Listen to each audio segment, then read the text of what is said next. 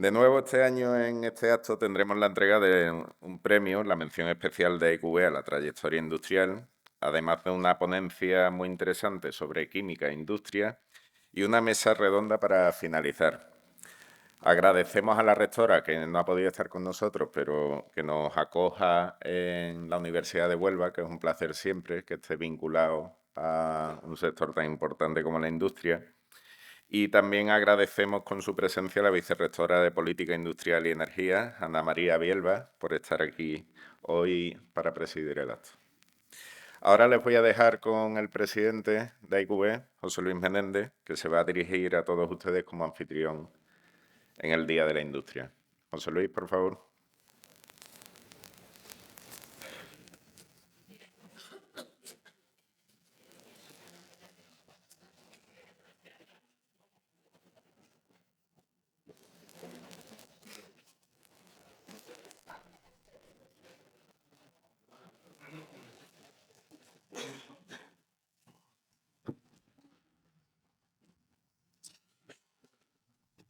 Buenos días a todos.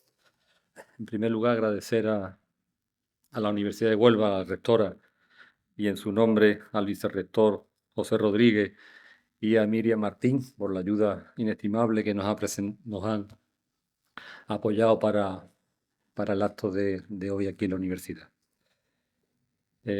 Viceconsejera de Política Industrial y Energía de la Junta de Andalucía, doña Ana María Bielma,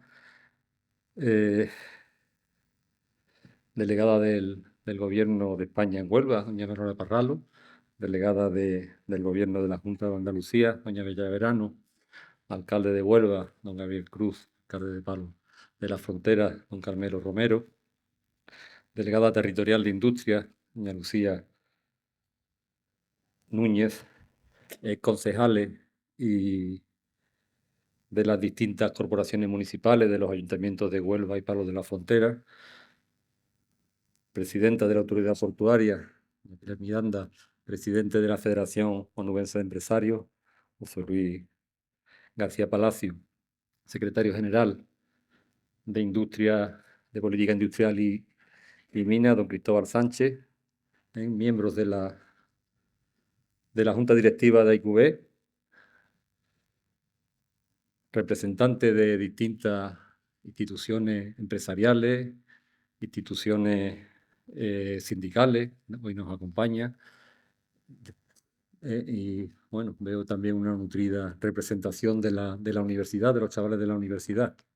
Muchas gracias a todos por acompañarnos en el día de hoy. Y por supuesto, una mención también, un saludo especial a nuestra ponente hoy, a Débora García Bello, y a nuestro homenajeado, don Pedro Pérez. Hoy es uno de los días más especiales para la Asociación de Industrias Químicas Básicas y Energéticas, el Día de la Industria. Una cita que celebramos cada año para poner en valor el papel del sector industrial en la provincia de Huelva. Además, en una fecha tan destacada, ya que se cumplen 20 años de aquella gran manifestación del 19 de febrero de 2003, en el que la ciudadanía de la provincia de Huelva reivindicó el papel de la industria, sabedores de su importancia y de que constituye un pilar socioeconómico fundamental y es un generador de riqueza de la provincia. Un apoyo ciudadano que desde IQV seguimos buscando y cosechando cada día desde el convencimiento que nuestra aportación y desarrollo contribuyen a mejorar las condiciones de vida de nuestro entorno, creando riqueza, empleo y oportunidades. Quiero en este punto recordar al reciente fallecido Luciano Gómez, que desde su responsabilidad al frente de la FIA UGT, en defensa de los derechos de los trabajadores, también fue un firme defensor de la industria en Huelva. Gracias, Luciano. La industria, y en particular la química, sigue siendo una gran desconocida para la opinión pública, aunque la crisis económica y la pandemia del COVID-19 han contribuido a dar visibilidad a nuestra actividad. La sociedad ha comprendido que la producción vinculada a la industria es absolutamente imprescindible como suministradora de servicios esenciales en nuestra sociedad, como el energético, el sanitario, farmacéutico o el agroalimentario. El liderazgo que nuestras compañías en los distintos sectores tienen permite la adaptación a los mercados en sus estrategias empresariales a corto y medio plazo. Este valor es el que queremos destacar en la jornada de hoy, en una jornada en la que contamos con la presencia de la viceconsejera de Política Industrial y Energía de la Junta de Andalucía, Ana María Bielba, a la que nuevamente le doy las gracias por acompañarnos este día y además por el apoyo que da a la industria. Ese respaldo de la Junta de Andalucía a nuestro sector nos sirve de impulso y aliciente para seguir trabajando e impulsando inversiones en nuestra tierra. Un respaldo público que también recibimos de las administraciones locales, con iniciativas como la inclusión de Huelva en la red de ciudades industriales de Andalucía. Además, la Agenda 2030 que presentó el Ayuntamiento a finales de año pone de manifiesto el carácter industrial de Huelva y cómo vamos hacia un modelo más sostenible, armonizando el desarrollo económico de los distintos sectores. Desde AIQB no podemos dejar de apoyar iniciativas como esta que permiten generar sinergia entre el ámbito público y privado con importantes repercusiones económicas y un evidente beneficio social. En la provincia de Huelva se están impulsando proyectos llamados a ser referente europeo en los ámbitos de la economía circular, la descarbonización y el uso de energías limpias en los procesos productivos. Tenemos una magnífica oportunidad que va a traer nuevas inversiones para la que Huelva está llamada a jugar un papel muy importante.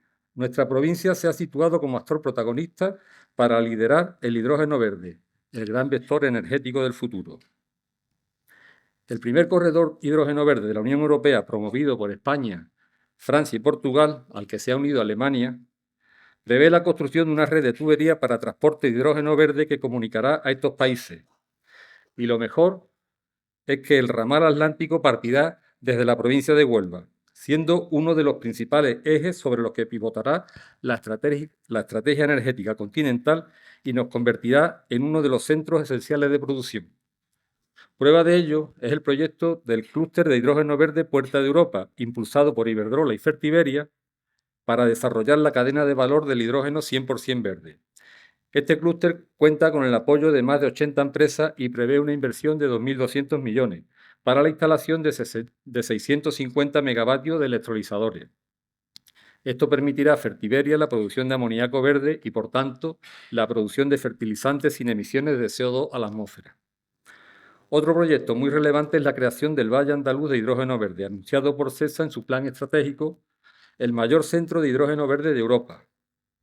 Este plan de inversión de más de 3.000 millones de euros prevé la construcción de 2 plantas en los parques energéticos de Palos de la Frontera y San Roque, de 2 gigavatios de capacidad que producirán más de 300.000 toneladas anuales de hidrógeno verde. Recientemente, CESA ha suscrito un acuerdo con Enagas Renovable y Alter Enersum para la construcción del primer electrolizador de 200 megavatios en su planta de Palos de la Frontera. Esta alianza refuerza el valor industrial de nuestra provincia, donde debido a su diversidad de sectores industriales se aprovechan sinergias para proyectos conjuntos donde cada socio pone su conocimiento tecnológico en el desarrollo de proyectos tan complejos e innovadores como estos. No debemos olvidar en el proceso de descarbonización el papel que van a jugar los biocombustibles, donde ya ocupamos un lugar preponderante, ya que es aquí en Huelva donde más biocombustibles se produce en España, convirtiendo nuestro puerto en el primer puerto de España en el tráfico marítimo de esta materia y segundo de Europa detrás del puerto de Róterdam. Esto nos lleva al segundo vector de desarrollo industrial, que va a ser la economía circular, donde, como ya he comentado, tenemos un papel protagonista gracias a la producción de biocombustibles que se verá acrecentada con la ampliación que tienen prevista las plantas que operan actualmente, así como la implantación de nuevas industrias de este sector, donde destaca la planta de HVO anunciada por CESA en su plan estratégico y que va a suponer la fabricación de más de 800.000 toneladas año de biocombustible de segunda generación. Otro proyecto muy relevante en este ámbito es el proyecto circular de Atlantic Copper para el reciclado de fracciones metálicas procedentes de aparatos eléctricos y electrónicos en desuso, que supone el tratamiento de 60.000 toneladas año para la recuperación de metales tan importantes en la transición tecnológica como el cobre, zinc, cadmio, oro, plata, etc. Esperemos que pronto vea la luz la Ley de Economía Circular que está tramitando la Junta de Andalucía y que el desarrollo de esta resuelva los problemas que tenemos en la actualidad con la utilización de residuos para la fabricación de biocombustible y que nos hace perder competitividad con respecto a otras áreas geográficas. Y a propósito de esta ley, nuestra asociación ha participado en su tramitación, haciendo aportaciones a la misma en las comparecencias que hemos tenido ante la Comisión del Parlamento andaluz que tramita la citada ley. Desde esta tribuna quiero solicitar para Huelva lo que hice en la comparecencia parlamentaria y es el Centro de Investigación Digital de Economía Circular de Andalucía, que se contempla en la citada ley. Que este centro se instale en Huelva y creo honradamente que no hay mejor ubicación, ya que somos referentes en economía circular.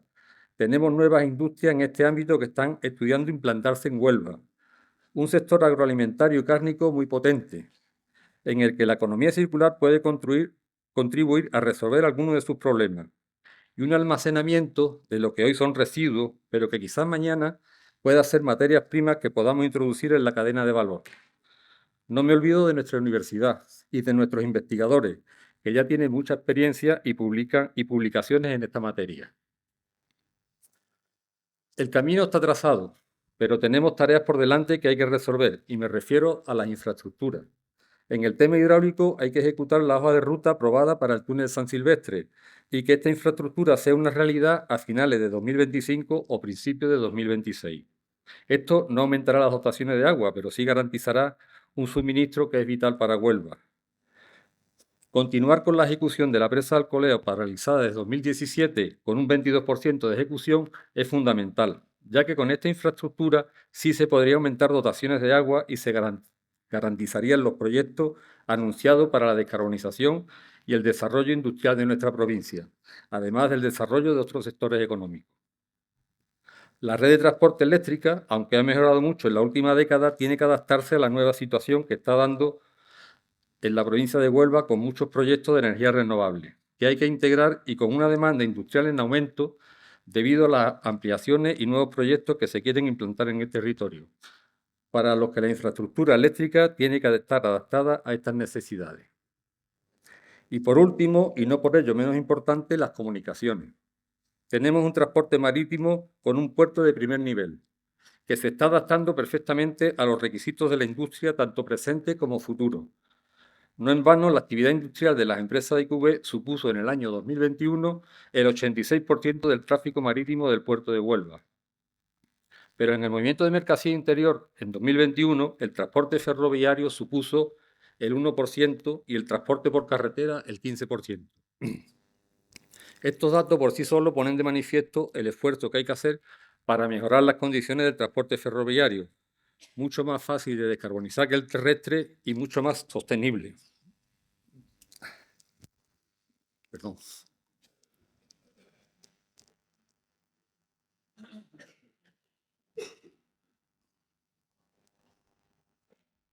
Como les decía, el transporte ferroviario es mucho más sostenible y mucho más fácil de descarbonizar que el terrestre. Pero para ello tenemos que integrarnos en los corredores ferroviarios europeos y me consta que desde la autoridad portuaria se está trabajando para ello. Pero necesitamos que se involucren todas las administraciones para sacar el proyecto adelante y podamos tener una actividad logística de primer nivel, con lo que ello supone en sinergias para la actividad industrial. Desde IQV también nos sumamos a la petición de un transporte de pasajeros ferroviario rápido y eficaz y que una esta provincia con la alta velocidad. Nuestra ciudad, por sus condiciones climáticas, su diversificación industrial, situación estratégica y capacidad de crecimiento, es un enclave llamado a convertirse en un núcleo importante de desarrollo industrial. Creo que hoy no se duda en la provincia de Huelva del papel preponderante de nuestra industria, como motor económico no solo provincial, sino como referente nacional. Su dinamismo y la diversificación de su actividad sitúan a Huelva como un enclave de primer nivel industrial en España y segundo en el sector químico. En IQV llevamos más de 30 años poniendo en valor la actividad industrial y estrechando lazos con la sociedad onubense. Es nuestro cometido, nuestra razón de ser y nuestro orgullo. Y así lo queremos trasladar a cada uno de nuestros actos y con más razón en un día tan nuestro como es el Día de la Industria. Como decía al principio, hoy tenemos una jornada muy completa. En unos minutos estará con vosotros la divulgadora científica Débora García Bello, que nos ofrecerá una conferencia hablando de la química y de la industria y del optimismo sensato que hay que tener en este sentido. Y después tenemos un coloquio abierto en los que os invito a participar con vuestras preguntas. Y bueno, creo que estáis deseando de escuchar a Débora, y tendremos también una mención especial del premio de la trayectoria IQB. Así que deseo que disfruten del resto de la jornada y nada, muchas gracias por vuestra atención.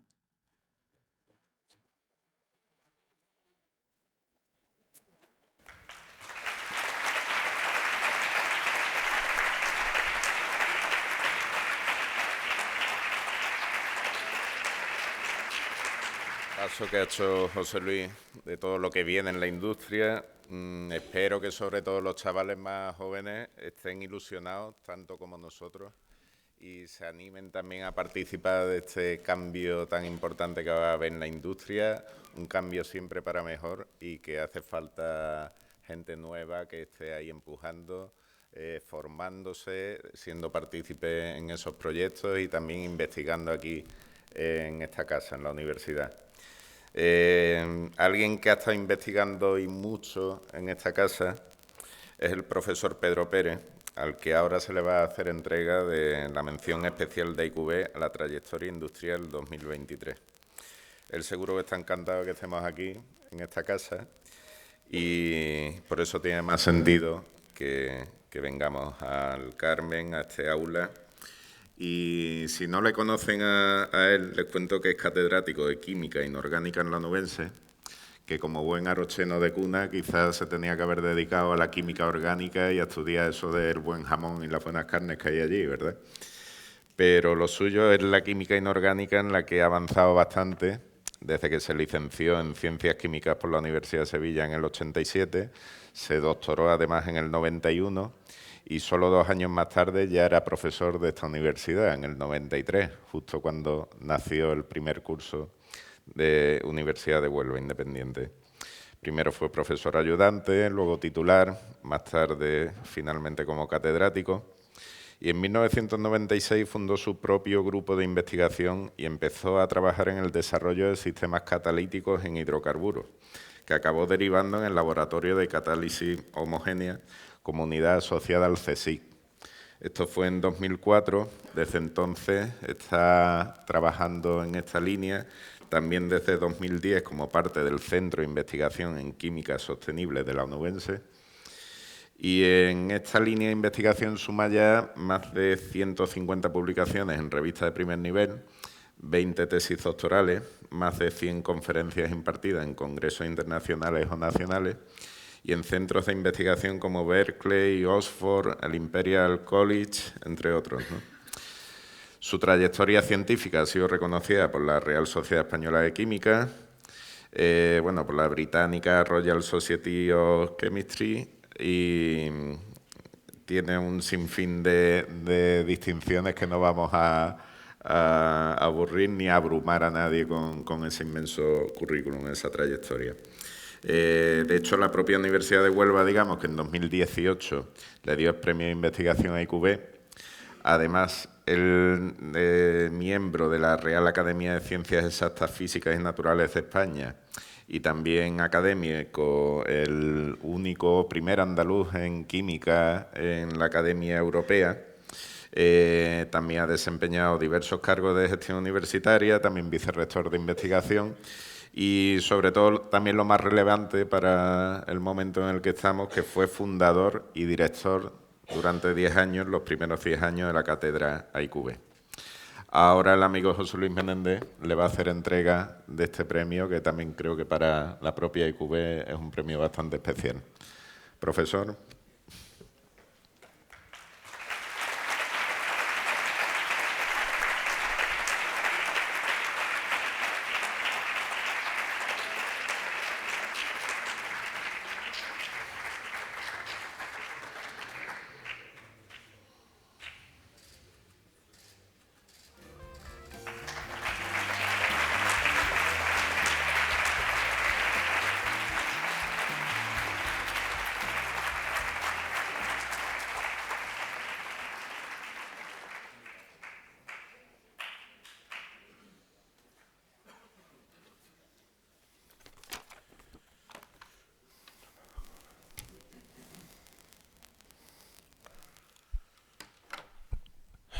Señora viceconsejera de Política Industrial y Energía, señor presidente de IQBE, señora subdelegada del Gobierno de España, señora delegada del Gobierno andaluz, señores alcaldes de Huelva y de Palo de la Frontera, señor vicerrector de Investigación y Transferencia de la Universidad de Huelva, señora directora de la Unidad de Cultura Científica de la Onubense, señor presidente del Consejo Social de la Universidad de Huelva, resto de autoridades, miembros de las empresas de la Asociación de Industrias Químicas Básicas y Energéticas de Huelva, profesores y alumnos de la universidad y de centros de enseñanza secundaria, amigos todos.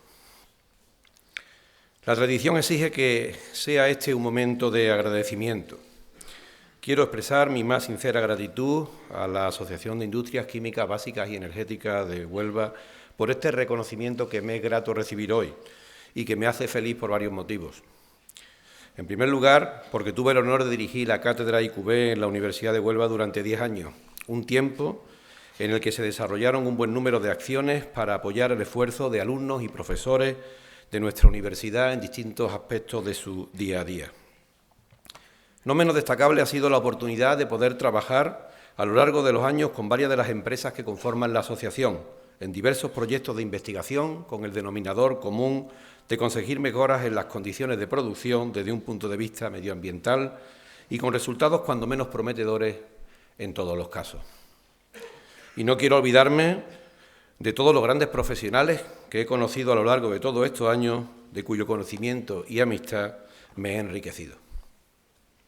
Sin duda alguna, la química es una ciencia central que en el último siglo se ha convertido en una necesidad social.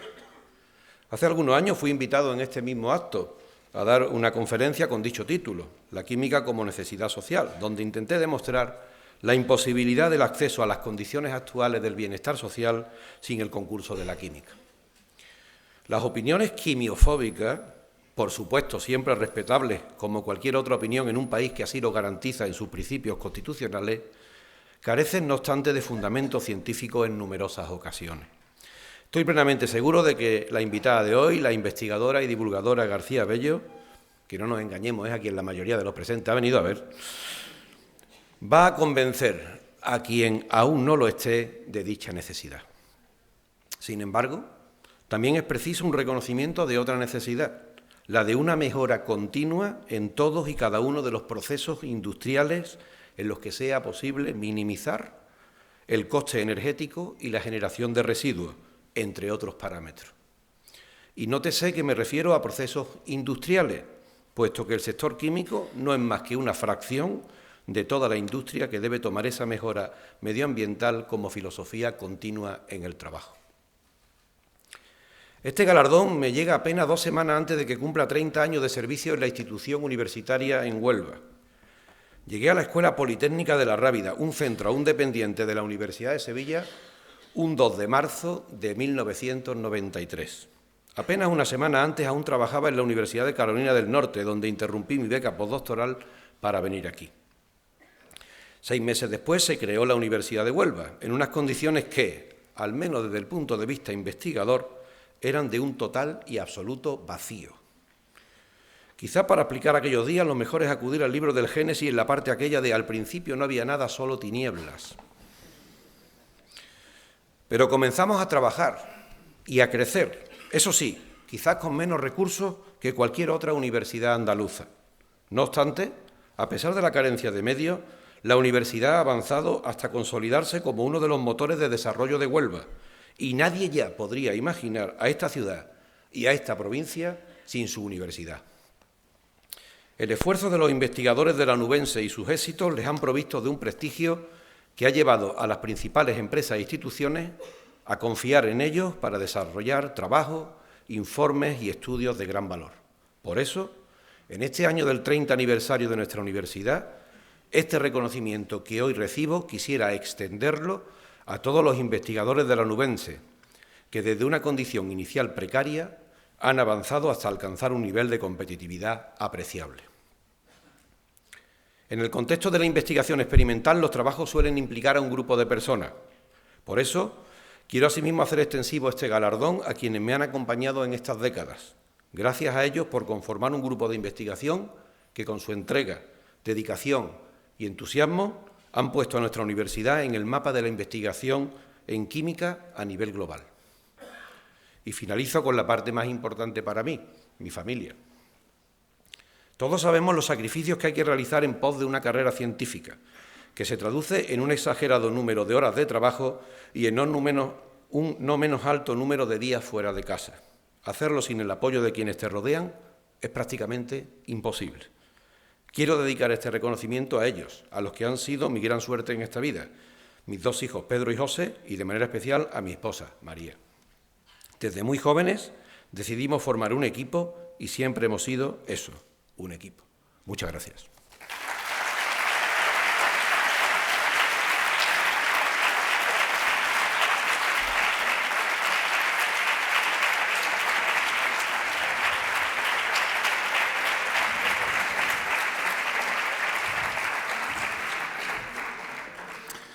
Gracias, profesor, y enhorabuena.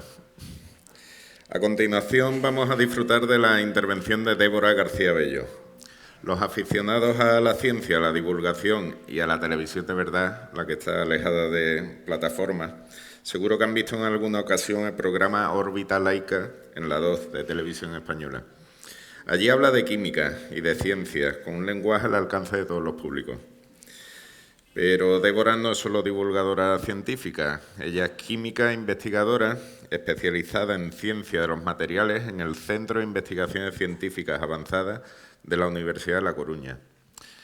Además de Televisión Española, que también participa en el programa La Hora de la 1, aparece con regularidad en programas de La Sexta, Televisión de Galicia, Radio Nacional de España y Radio Galega, siempre como divulgadora y especialista científica.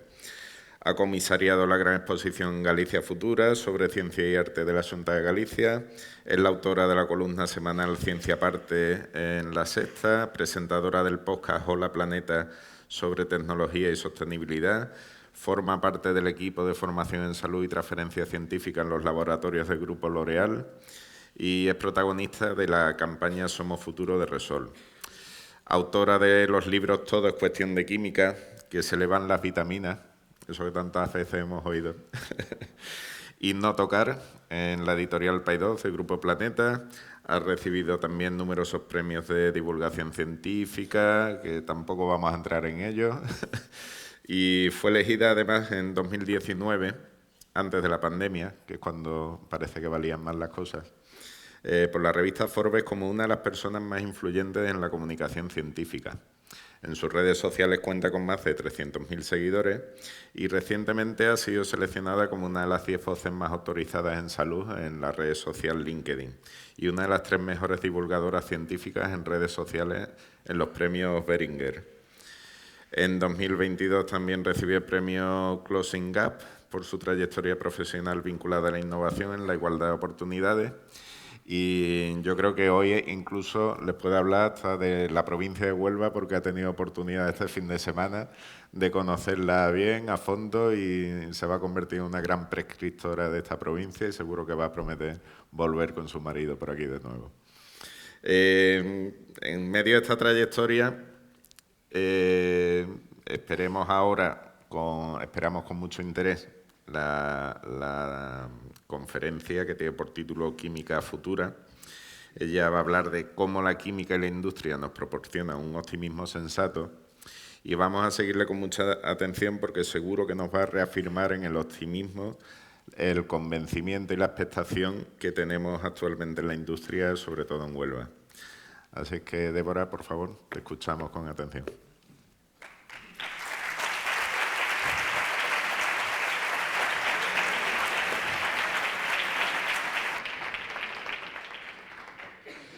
Gracias por la presentación, gracias a IQB y a Rafael, no sé dónde está. Muchas gracias porque es el anfitrión perfecto. Y gracias, Miriam, por haber llenado este sitio. Pregunta. Tenéis que pensar, a ver qué es lo primero que se os viene a la cabeza cuando pensáis en el futuro. Lo primero que se os viene a la cabeza con la palabra futuro. Yo que tengo el poder de leeros la mente, sé que una parte de vosotros está pensando que en el futuro pues a lo mejor tenemos una vacuna para el Alzheimer, en el futuro a lo mejor seremos capaces de curar el cáncer, en el futuro pues seguro que ya no emitiremos ningunos gases de efecto invernadero, todo será muchísimo más sostenible. Pero hay otra parte de vosotros que está pensando en el futuro y piensa en que habrá nuevas pandemias, la resistencia a los antibióticos, más contaminación medioambiental. Podríamos decir que hay optimistas y pesimistas. Pero cuando yo le hago esta pregunta, pues por ejemplo a mis padres, que nacieron en los años 60, o incluso a gente de generaciones anteriores a mis padres, cuando pensaban en el futuro, pensaban en que viajaríamos a Marte, que tendríamos coches voladores, robots en casa, que harían todas las tareas del hogar.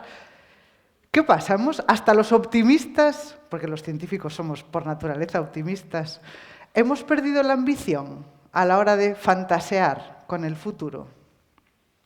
Resulta que este tipo de cosas, de cómo nos enfrentamos al futuro, de qué pensamos o esperamos de él, es algo que medimos, porque en ciencia lo medimos todo. De hecho, si tengo que dar una definición de la ciencia, es que medimos cosas. No opinamos, medimos todas las cosas que decimos. Y medimos también esto. ¿Cuáles son las expectativas que tenemos con respecto al futuro y cuáles son las expectativas con respecto al futuro que nos vienen dadas por la ciencia, por el desarrollo científico y tecnológico?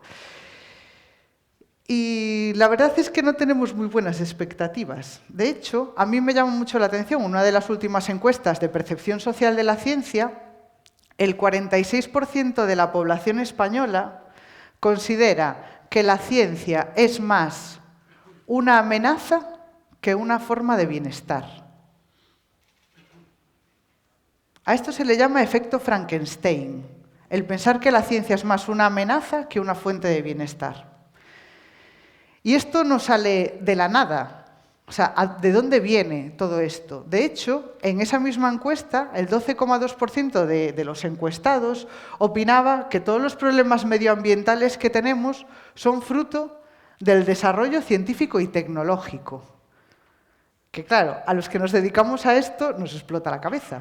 Porque vamos a ver, el desarrollo científico y tecnológico, de hecho, lo que propicia es que cada vez hagamos las cosas mejor y seamos cada vez más sostenibles, no todo lo contrario. Entonces, ¿por qué hay tantas personas que tienen esta visión de la ciencia, de la tecnología, incluso de la industria, que es bastante negativa? ¿De dónde viene todo eso? Pues este efecto Frankenstein se estudia y tiene ciertas razones de ser.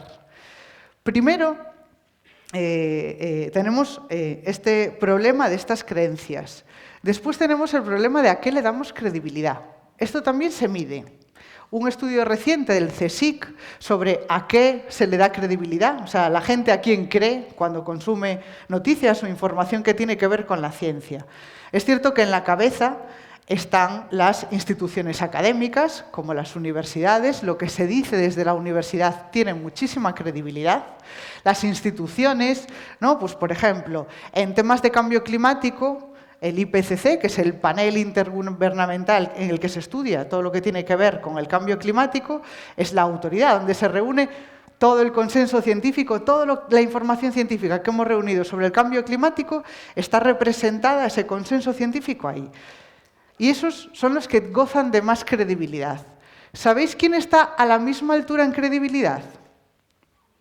Pues algunas ONGs ecologistas, como por ejemplo Greenpeace.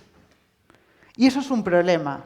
Greenpeace, por ejemplo, es una organización ecologista que con frecuencia, lleva muchos años desviándose del consenso científico, atacando la actividad industrial, incluso yendo en contra de los principios fundamentales de la ciencia. Pero a pesar de eso, tiene la misma credibilidad para la gente que las instituciones académicas o las autoridades que representan el consenso científico. Y eso es un problema. Y eso es un problema, que se le dé más credibilidad o tanta credibilidad a una organización ecologista que a las instituciones que de verdad representan el consenso científico. Por debajo en credibilidad estarían los gobiernos y por debajo de todo estarían las empresas.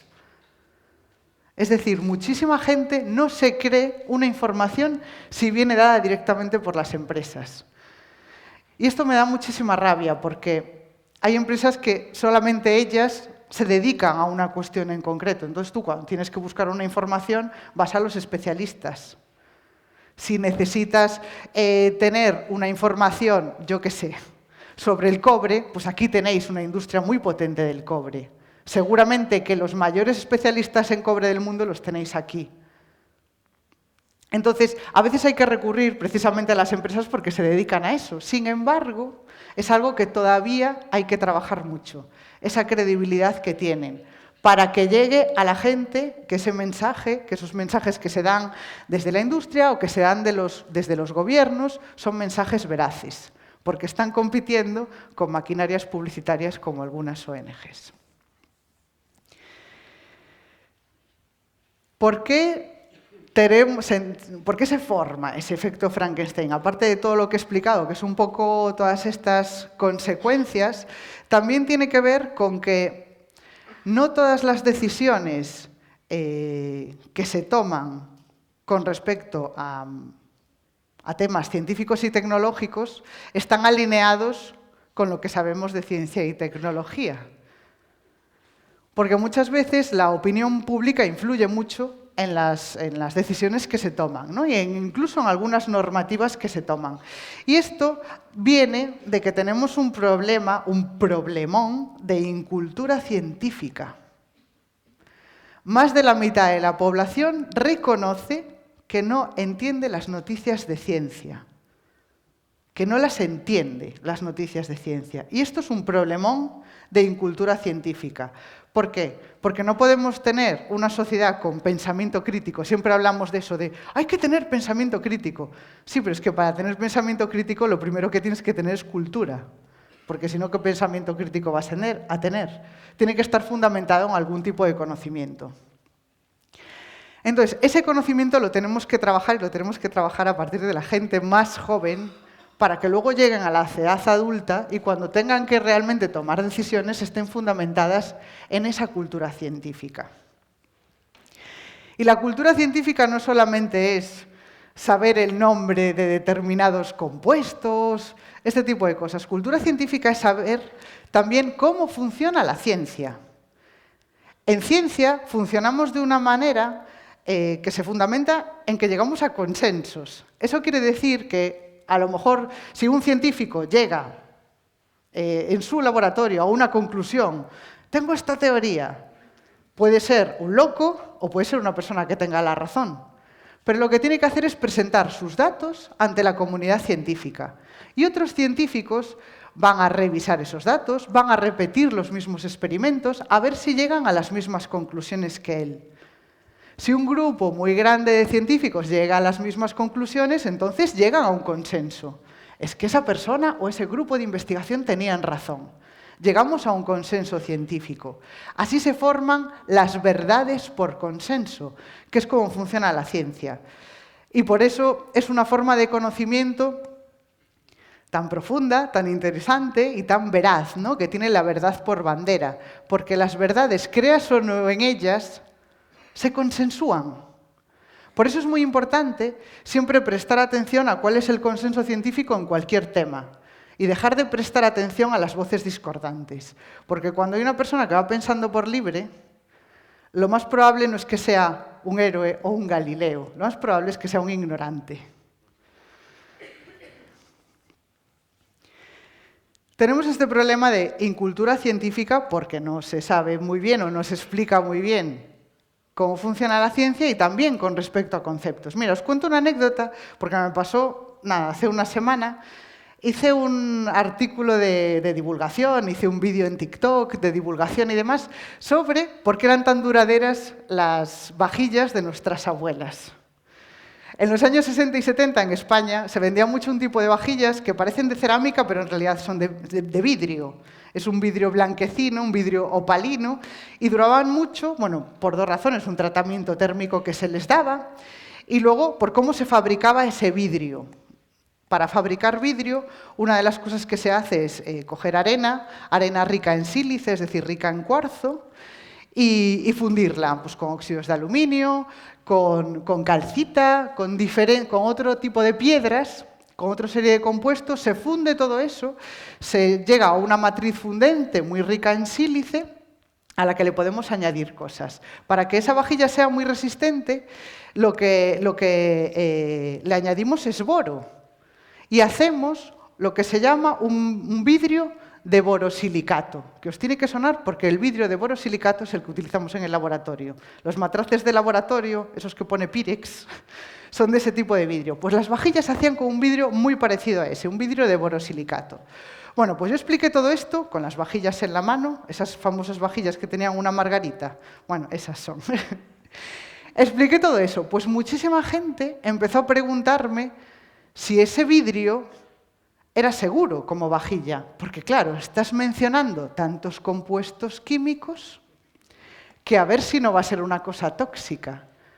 Y digo, pero vamos a ver, pero si esto es un vidrio como el vidrio del vaso, ¿en qué momento nos hemos empezado ya también a preocupar porque el vidrio de las vajillas, de los vasos, pueda tener sustancias tóxicas? Y es simplemente por darle nombre a los compuestos que lo forman, por explicar las reacciones químicas que suceden para, en este caso, fabricar un material, que es un vidrio.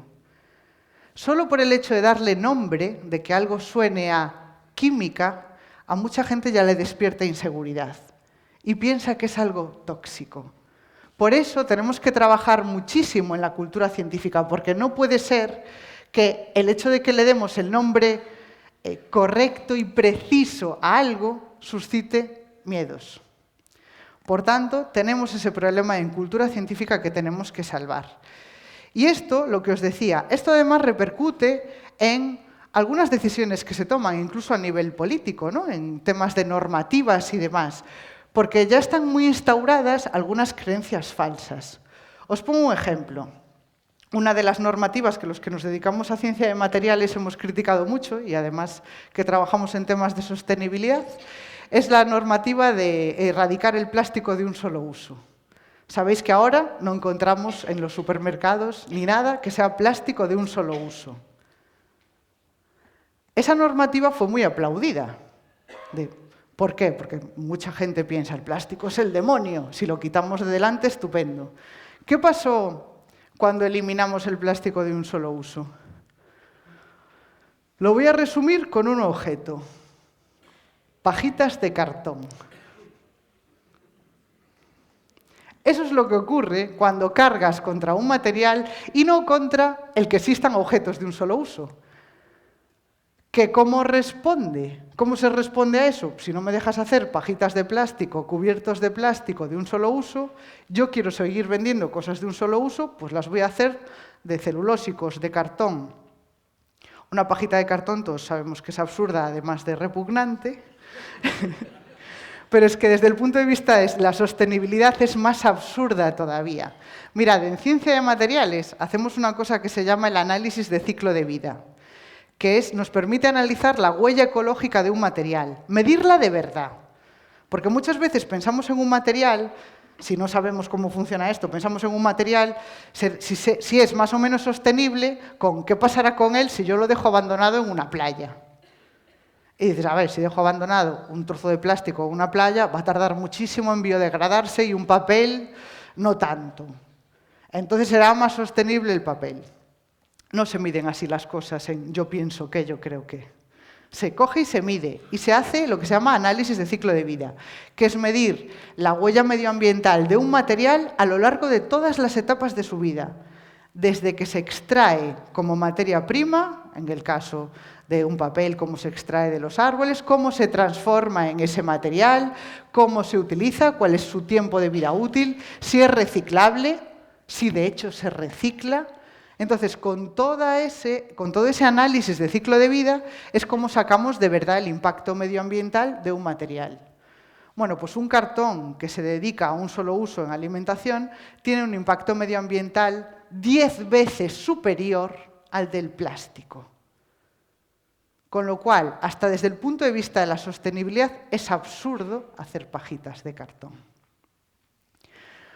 Pero claro, hemos cargado contra un material porque sí, en beneficio de otros, cuando a veces lo que debería hacer falta es enfocarnos en el uso que se le da. A lo mejor lo que no deberían existir son las pajitas.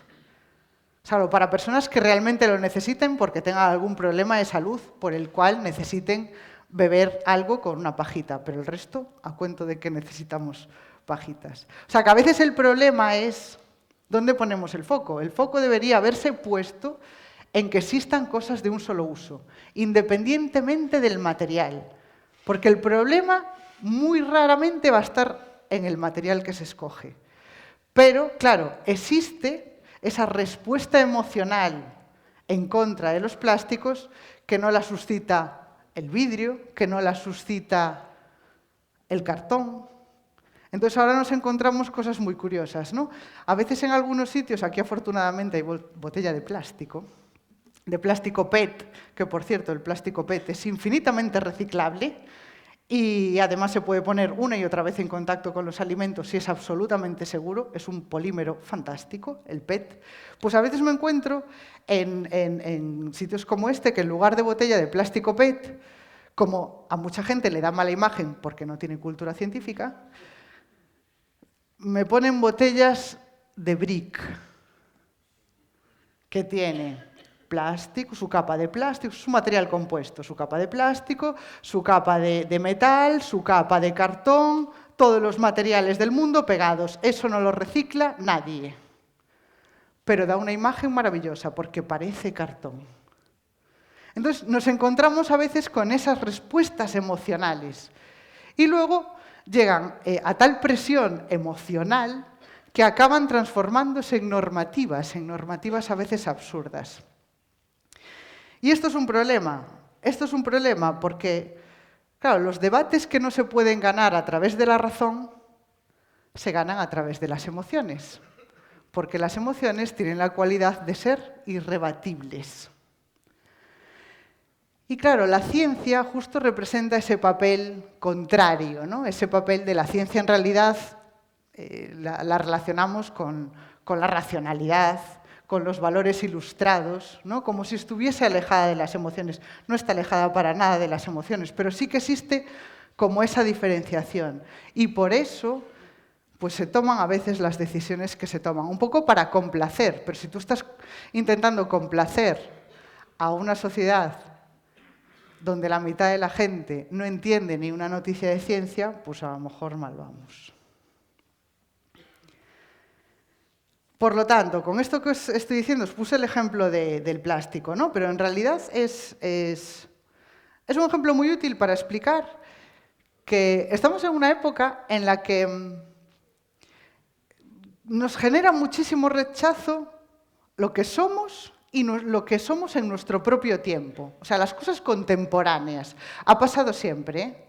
Hay que pensar, por ejemplo, en temas de arte, por ejemplo. Cualquier cosa que se hace novedosa, el arte contemporáneo de su tiempo siempre ha sido rechazado en su propio tiempo. Pues con respecto a los materiales, exactamente igual. Si pensamos en cuál es el material de nuestro presente, el material contemporáneo, el primero que se nos viene a la cabeza es el plástico, y es uno de los que genera más rechazo.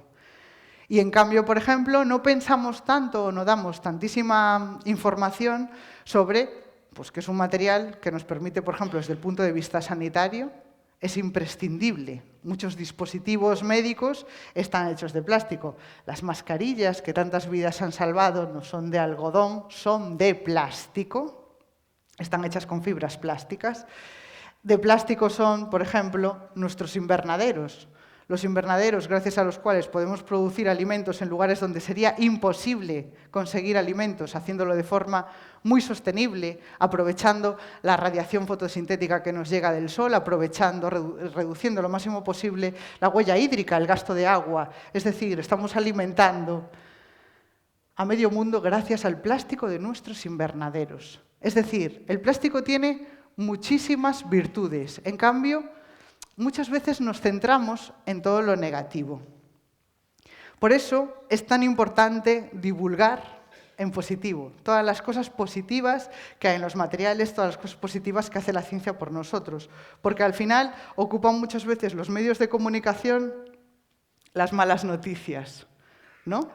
parece, porque claro, algo es una mala noticia porque es la excepción. Generalmente en ciencia todo funciona bien. Las cosas funcionan bien. En general todo es seguro, todo funciona bien. Y cuando hay algo que falla, esa es la noticia. La excepcionalidad es noticia. Entonces, hace falta divulgar en positivo. Y eso cuesta, porque claro, no llama tanto la atención. De hecho, yo soy muy crítica, por ejemplo, con la divulgación científica, porque a veces tenemos al enemigo en casa.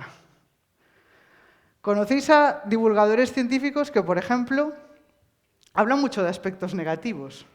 El lado oscuro de la industria cosmética, lo que las farmacéuticas te ocultan, el sector alimentario y sus mentiras no sé qué.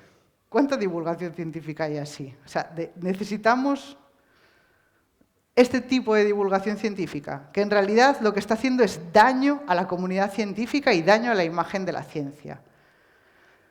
En ciencia hacemos 1000 cosas maravillosas y hay gente que se empeña en fijarse en el 0,01% de algo que se podría considerar un error o algo que está mal hecho, con la cantidad de cosas maravillosas que tenemos para contar. Por eso yo apoyo que la divulgación científica se debe hacer siempre en positivo, porque es realmente lo que falta desde los medios de comunicación y también lo que falta desde la divulgación científica. Hablar siempre en positivo. Esto que os contaba del efecto Frankenstein no surgió de la nada, esto de ver la ciencia como una amenaza. O sea, no vamos a ser tan ingenuos como para pensar que de repente hubo una especie de brote de estupidez y la gente empezó a ver la ciencia como una amenaza. Digo brote de estupidez porque al final, siempre digo, por ejemplo, la química, algo tan fundamental como que sepamos potabilizar el agua, es decir, la cloración del agua, por ejemplo, ha sido el avance en salud pública más importante de la historia. Clorar el agua, el avance en salud pública más importante de la historia. Sin la cloración del agua no estaríamos aquí. Podría enumerar 1000 cosas que la química ha hecho por nosotros y gracias a las cuales estamos aquí. Sin embargo, es cierto que este brote de sentir que la ciencia es una amenaza no se produjo por nada, se produjo por todo este cóctel que os acabo de comentar ahora, pero también por una serie de sucesos que acontecieron en un periodo de tiempo muy corto y que eclipsaron los medios de comunicación. A partir de los años 70, años 80, fue cuando teníamos muy bien descrito, por ejemplo, el agujero de la capa de ozono. Ya sabíamos que los gases de efecto invernadero, cómo influían en el calentamiento global. Es decir, empezamos a describir y a entender que las cosas que hacíamos repercutían realmente en el estado de nuestro medio ambiente. Las bombas de Hiroshima y Nagasaki, el accidente de la central nuclear de Chernobyl. Ese accidente no podría volver a suceder nunca, o sea, sería imposible que sucediera ahora, pero sí que por culpa de ese accidente ahora tenemos que lidiar con la mala imagen que tiene la energía nuclear en el mundo, siendo un tipo de energía que es un tipo de energía limpia y además muy eficiente. Por ejemplo, en todo lo que tiene que ver con la medicina, lo que ocurrió con la talidomida, un medicamento que se hizo con el isómero que no se debería hacer y produjo malformaciones en los bebés. El problema de las vacas locas. Es decir, hubo una serie de concentrado de cosas que salieron mal en un periodo de tiempo muy breve, que aprovecharon muchos movimientos ecologistas y organizaciones para crearse justo en ese mare magnum en el que muchas cosas se hicieron mal o no sabíamos que se estaban haciendo mal en un periodo de tiempo muy corto. Y ahí es donde comenzó a gestarse ese efecto Frankenstein. Es decir, no vino de la nada. ¿Qué ocurre? Lo que os estaba diciendo hasta ahora, que en realidad son sucesos muy puntuales. Todo alrededor funcionaba perfectamente bien. Pero lo noticiable siempre es cuando hay una catástrofe o cuando algo sale mal. No que todos los días en nuestra casa tengamos agua potable. Eso no es noticia. O que tengamos tantos medicamentos a nuestra disposición en la farmacia que nos curen de tantas cosas. Eso ya no es noticia. Se desconfía a veces, incluso cuando algo sale excepcionalmente bien, como tener una vacuna en una pandemia en poco más de un año. que es algo excepcional y algo maravilloso, pero nos genera a lo mejor dudas porque estamos acostumbrados a que solo sea noticia aquello que sale mal. Y esto es algo muy contemporáneo. Os hablaba de ese rechazo al material contemporáneo que es el plástico, ¿no? Ocurre también con otro de los materiales que nos define como generación, es el hormigón. El hormigón es, bueno, yo que soy de ciencia de materiales, a mí me fascina el hormigón. Es un material excepcional. Pero sí que es verdad que muchas veces tengo que explicarlo. ¿Cómo le gusta? Esta es una trastornada a la que le gusta el plástico, le gusta el hormigón. Claro, es que son los materiales contemporáneos. Es que son fascinantes porque hemos conseguido hacer materiales con unas cualidades que no nos podíamos imaginar hace nada, unos años atrás.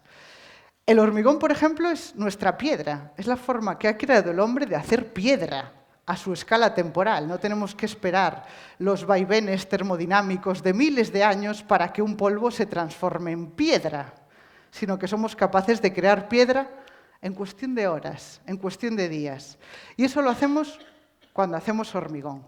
Os cuento lo del hormigón porque pasó hace unas semanas, fue noticia, bueno, es noticia cada X tiempo. Se ha encontrado la receta secreta del hormigón romano. Es que los romanos hace 2000 años, ellos sí que sabían hacer hormigón, no nosotros ahora. ¿Qué me estás contando? O sea, ya les gustaría a los romanos hace 2000 años saber hacer el hormigón que hacemos ahora. Pero en cambio la noticia nos fascina cuando algo viene del pasado, como si en el pasado hubiese mentes brillantes de la ciencia, haciendo cosas fabulosas y ahora no las sabemos hacer. Se nos ha olvidado de repente hacer hormigón.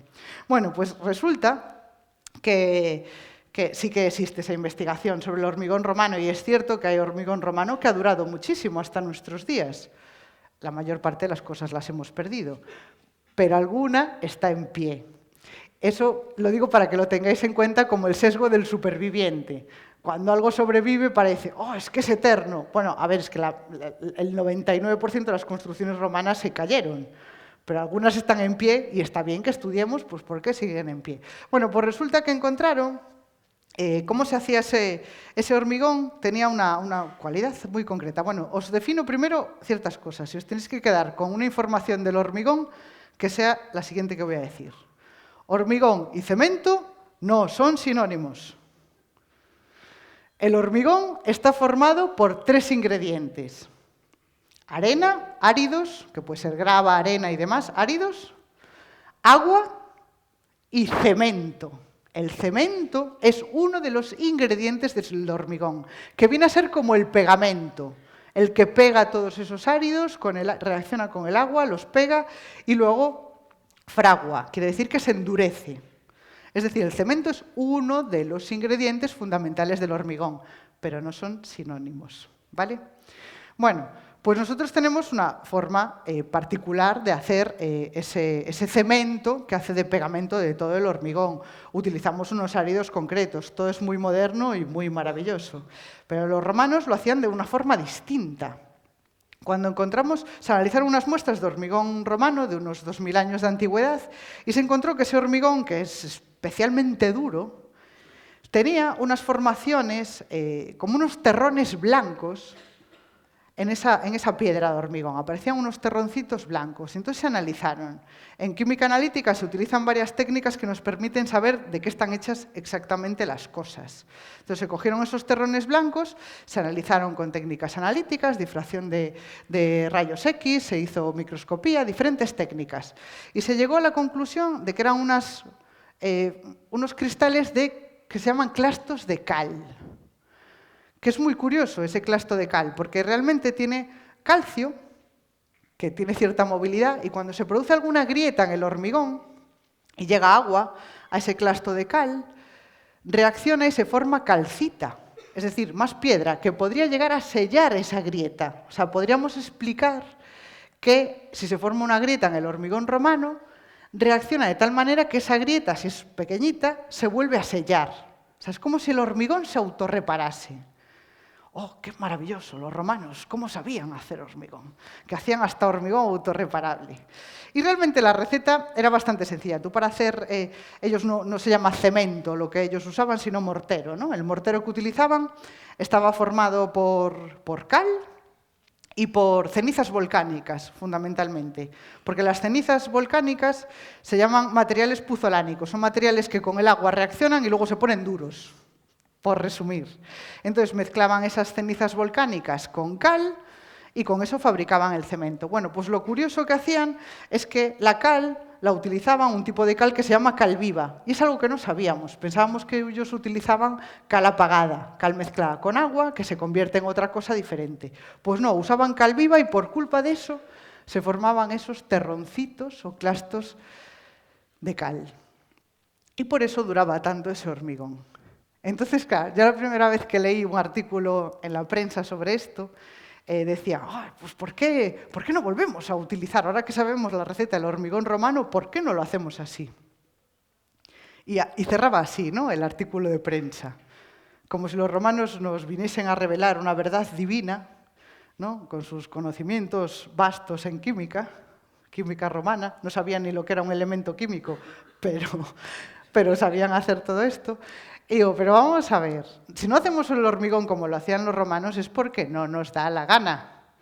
Sabríamos hacerlo perfectamente, pero no nos da la gana. ¿Por qué? Porque tenemos hormigones mejores.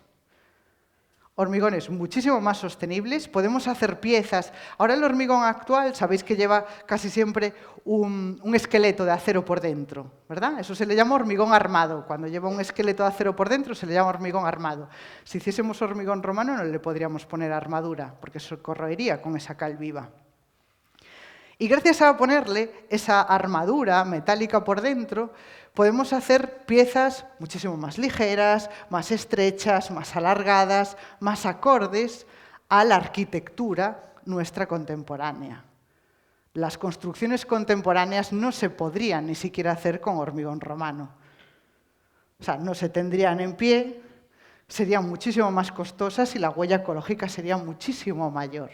Con lo cual, no hacemos hormigón romano porque no nos da la gana, porque el contemporáneo es muchísimo mejor. Y este ejemplo que os estoy poniendo, que se me ocurrió ponerlo con el hormigón o con el plástico, es para que entendáis que hay que darle valor a lo que es nuestro, a lo contemporáneo. Porque ahora, una de las cosas que me encuentro es que hay mucho rechazo a todo lo actual. ¿Cómo nos enfrentamos al cambio climático, ¿no? Por ejemplo, que es una de las cuestiones que les parece, en las encuestas, a más de la mitad de la población le parece el cambio climático el problema más grave del momento. ¿Cómo nos enfrentamos a este cambio climático? Si decimos, plástico no, hormigones no, combustión no, energía nuclear no, ingeniería genética no. ¿Inteligencia artificial? No. ¿Cómo nos enfrentamos al cambio climático? Con lanzas. Todas estas cosas que acabo de nombrar tienen un papel clave en la lucha contra el cambio climático. Es justo al revés. Hasta la inteligencia artificial. Muchos de los procesos industriales cada vez más se utiliza la inteligencia, porque la inteligencia artificial no es el chat GPT con el que hacéis ahora los trabajos en 5 minutos. Además de eso, la inteligencia artificial se usa para analizar volúmenes de datos enormes, que aunque a las personas nos llevaría muchísimo tiempo de procesar, y una inteligencia artificial es capaz de analizar un volumen enorme de datos en tiempo récord, con lo cual nos permite optimizar procesos. Hacer que un proceso industrial, por ejemplo, sea mucho más rápido, más eficiente, más sostenible. Para ese tipo de cosas se utiliza la inteligencia artificial, no solamente para las tonterías en las que se suele hablar en los medios de comunicación que tanto nos preocupan. La ingeniería genética, por ejemplo, es otra de las ramas de la ciencia que va a ser clave, que está siendo clave para producir alimentos de forma muchísimo más sostenible. Por ejemplo, o sea, todas las cosas que os acabo de enumerar son clave para pensar en un futuro de forma optimista, siempre de la mano del desarrollo científico y tecnológico. De hecho, cuando tú te vas a los informes del IPCC, de las autoridades sobre temas de cambio climático, te dicen, aquí hay como 2 líneas de pensamiento. Hay un grupo de gente que dice que lo que deberíamos hacer es decrecer, lo que se llaman los decrecentistas, que viene a ser paremos las máquinas, dejemos de producir tanto, de hacer tantas cosas para rebajar nuestra huella ecológica, para rebajar las emisiones, dejemos de producir tanto y de ir tan acelerados. Y tenemos otro grupo de pensamiento que vendría a defender lo que se llama el desarrollo sostenible, que es sigamos trabajando, sigamos desarrollando la ciencia y la tecnología, porque cuanto más investigamos, mejor sabemos hacer las cosas. Y las sabemos hacer de forma mucho más sostenible. Yo estoy de este lado, pero clarísimo, del lado del desarrollo sostenible. ¿Por qué? Porque lo vemos en absolutamente todo. Porque cuanto más investigamos, por poneros un ejemplo, ¿no? En energía fotovoltaica. Hace 2 días las placas fotovoltaicas tenían un rendimiento muy bajo. Es decir, la cantidad de energía solar que llegaba a ellas solo éramos capaces de aprovechar, no llegaba ni al 30% de esa energía. Con las placas fotovoltaicas actuales hemos aumentado muchísimo ese rendimiento. Tenemos cada vez, gracias al desarrollo, a pensar en un desarrollo sostenible, lo que antes nos parecía impensable, como por ejemplo que pudiésemos hacer reacciones de combustión para mover nuestros coches, que por ejemplo el transporte es la principal emisora de gases de efecto invernadero, es el transporte, podemos tener combustibles más sostenibles o vectores energéticos, como por ejemplo el hidrógeno, que hagan que el transporte sea más sostenible. Sí. Ahí tenemos, por ejemplo, el tema de los biocombustibles. Tenemos combustibles que ahora mismo, gracias al desarrollo científico y tecnológico, son mucho más sostenibles. Tenéis mucha industria aquí que se dedica a eso, además. Con lo cual, si seguimos invirtiendo en ciencia, en tecnología y en que se desarrolle, conseguiremos hacer todo lo que hacemos ahora y más de una forma mucho más sostenible. Yo siempre pienso, cuando hablo de estas cosas, en cuál es el impacto social. Quiero decir, parar las máquinas y decir, yo dejo de hacer todo, dejo de producir tanto, ¿no? Me parece una postura muy cómoda para alguien que vive en la comodidad, porque a lo mejor se cree que su vida no va a cambiar sustancialmente. Pero para clases sociales un poco más desfavorecidas o países que no estén tan desarrollados, eso es cortarles la cabeza. Y hay que pensar también en eso. ¿Cuáles son las consecuencias de todas las decisiones que tomamos? Parar las máquinas no es la solución. La solución es seguir trabajando. Y trabajar en ciencia y tecnología para que al final todo ese bienestar que nosotros damos por hecho llegue a cuantas más familias, a cuantas más generaciones, mejor. Porque lo revolucionario hoy en día no es hacer que el pesimismo sea convincente. Lo revolucionario hoy en día es hacer que el optimismo sea posible. Y para que sea posible hay que seguir desarrollando la ciencia y la tecnología. Vosotros aquí tenéis, en Huelva, me refiero, tenéis una oportunidad fantástica. Los estudiantes que estéis aquí, que tengáis interés por la ciencia, la tecnología, por la ingeniería, los que no, que os guste Bellas Artes, estudiad Bellas Artes o lo que queráis, pero los que tengáis que os guste todo este mundo de la ciencia y la tecnología, aquí vivís en un lugar maravilloso para desarrollaros y para formar parte de este proyecto, que es un proyecto en realidad que sirve para que todo el mundo tenga alcance bienestar social. Cuando hablamos de objetivos de desarrollo sostenible, son objetivos muy ambiciosos, ¿no? De acabar con el hambre, acabar con la pobreza, que llegue el agua potable a todo el mundo. Pero es que ese tipo de sueños se ven más creíbles cuando uno trabaja desde dentro de la ciencia o cuando uno trabaja en industria.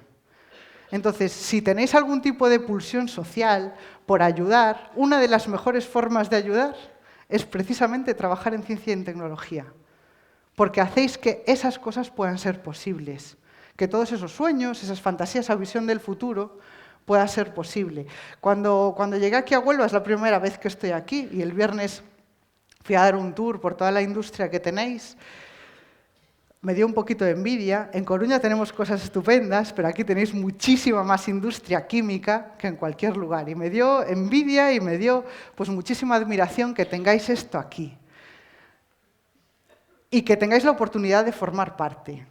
Cuando yo estaba estudiando el bachillerato, sí que tenía muchos compañeros que tenían esa pulsión por, yo quiero ir a estudiar algo fuera, e irme al extranjero, a una gran ciudad a trabajar. Esas ideas. Yo nunca tuve esas ideas, pero bueno, hay mucha gente que se ve muy movida a hacer algo como si fuese más importante cuando lo haces en otro lugar o lo haces fuera.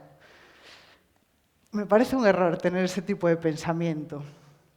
Yo, por ejemplo, os tengo que confesar que cuando tuve la oportunidad de comprarme una casa, me la compré en el barrio en el que me crié. No me quería ir a otra gran ciudad, a otro sitio un poco, pero ¿por qué no te vas al centro? ¿Pero por qué no sé qué? Pues no, porque si todas las personas que nos empieza a ir bien nos marchamos, estamos llevando al fracaso o a que desaparezcan los lugares que queremos, donde tenemos nuestras raíces. Mi barrio es el barrio en el que me crié y en el que me eduqué, el que me vio crecer. Si puedo contribuir de forma positiva, me voy a quedar ahí, porque tengo con ello un compromiso social y moral. Si yo viviese en un lugar como este y me hubiese criado aquí y veo a mi alrededor el trabajo que está haciendo toda la industria, querría trabajar en ella, porque querría formar parte de todo lo que se está gestando aquí. Tendría un compromiso social y moral con la industria que se hace en este lugar. Así que pensad en ello. A esta charla le puse un nombre que se llama Química Futura. Escribí así la palabra, no futuro, escribí la palabra futura cuando pensé en el título. Y esto viene, futura, es el nombre de una tipografía, de un tipo de letra, que se hizo muy famoso gracias a una escuela que se llama la Bauhaus. La Bauhaus fue una escuela que se fundó en Alemania antes de la Segunda Guerra Mundial, que fue uno de los grandes ejemplos, de los que seguimos viendo en la actualidad, de escuelas multidisciplinares, donde comenzaron a trabajar juntos ingenieros, con arquitectos, con diseñadores, con artistas, con esa mentalidad de tener en su mente un futuro optimista y bueno y desarrollar lo que era su propia industria con unos criterios éticos, con unos criterios estéticos. Es algo que también surgió en España, una escuela muy parecida, en este caso en Galicia, que se llama el Laboratorio de Formas. O sea, que esa idea ha estado presente siempre, esa idea de multidisciplinaridad, identidad, cuidado por la tradición. Una de las cosas, hay muchas cosas que hacía la Bauhaus que muchos tenéis en vuestras casas. O sea, muchos objetos de diseño, sillas y demás, vienen de ese tipo de diseño. Aplicaban, por ejemplo, lo que se llama el diseño industrial, la producción en serie, lo aplicaban a las cosas de la casa, para que todo el mundo pudiese tener acceso a ellas. Realmente a mí me parece un reflejo de lo que yo considero, y los filósofos griegos ya consideraban los 3 valores fundamentales, que son belleza, verdad y bondad. En todo lo que se hacía, tanto en la Bauhaus como en el Laboratorio de Formas, tenía una clara predisposición hacia que todo lo que se hiciese fuese bello. En segundo lugar, hacia que fuese verdadero. Toda la arquitectura de la época, objetos, mobiliario que se hacía, revelaban la verdad de los materiales de los que estaban hechos. Si una silla era de metal, que se viese de metal.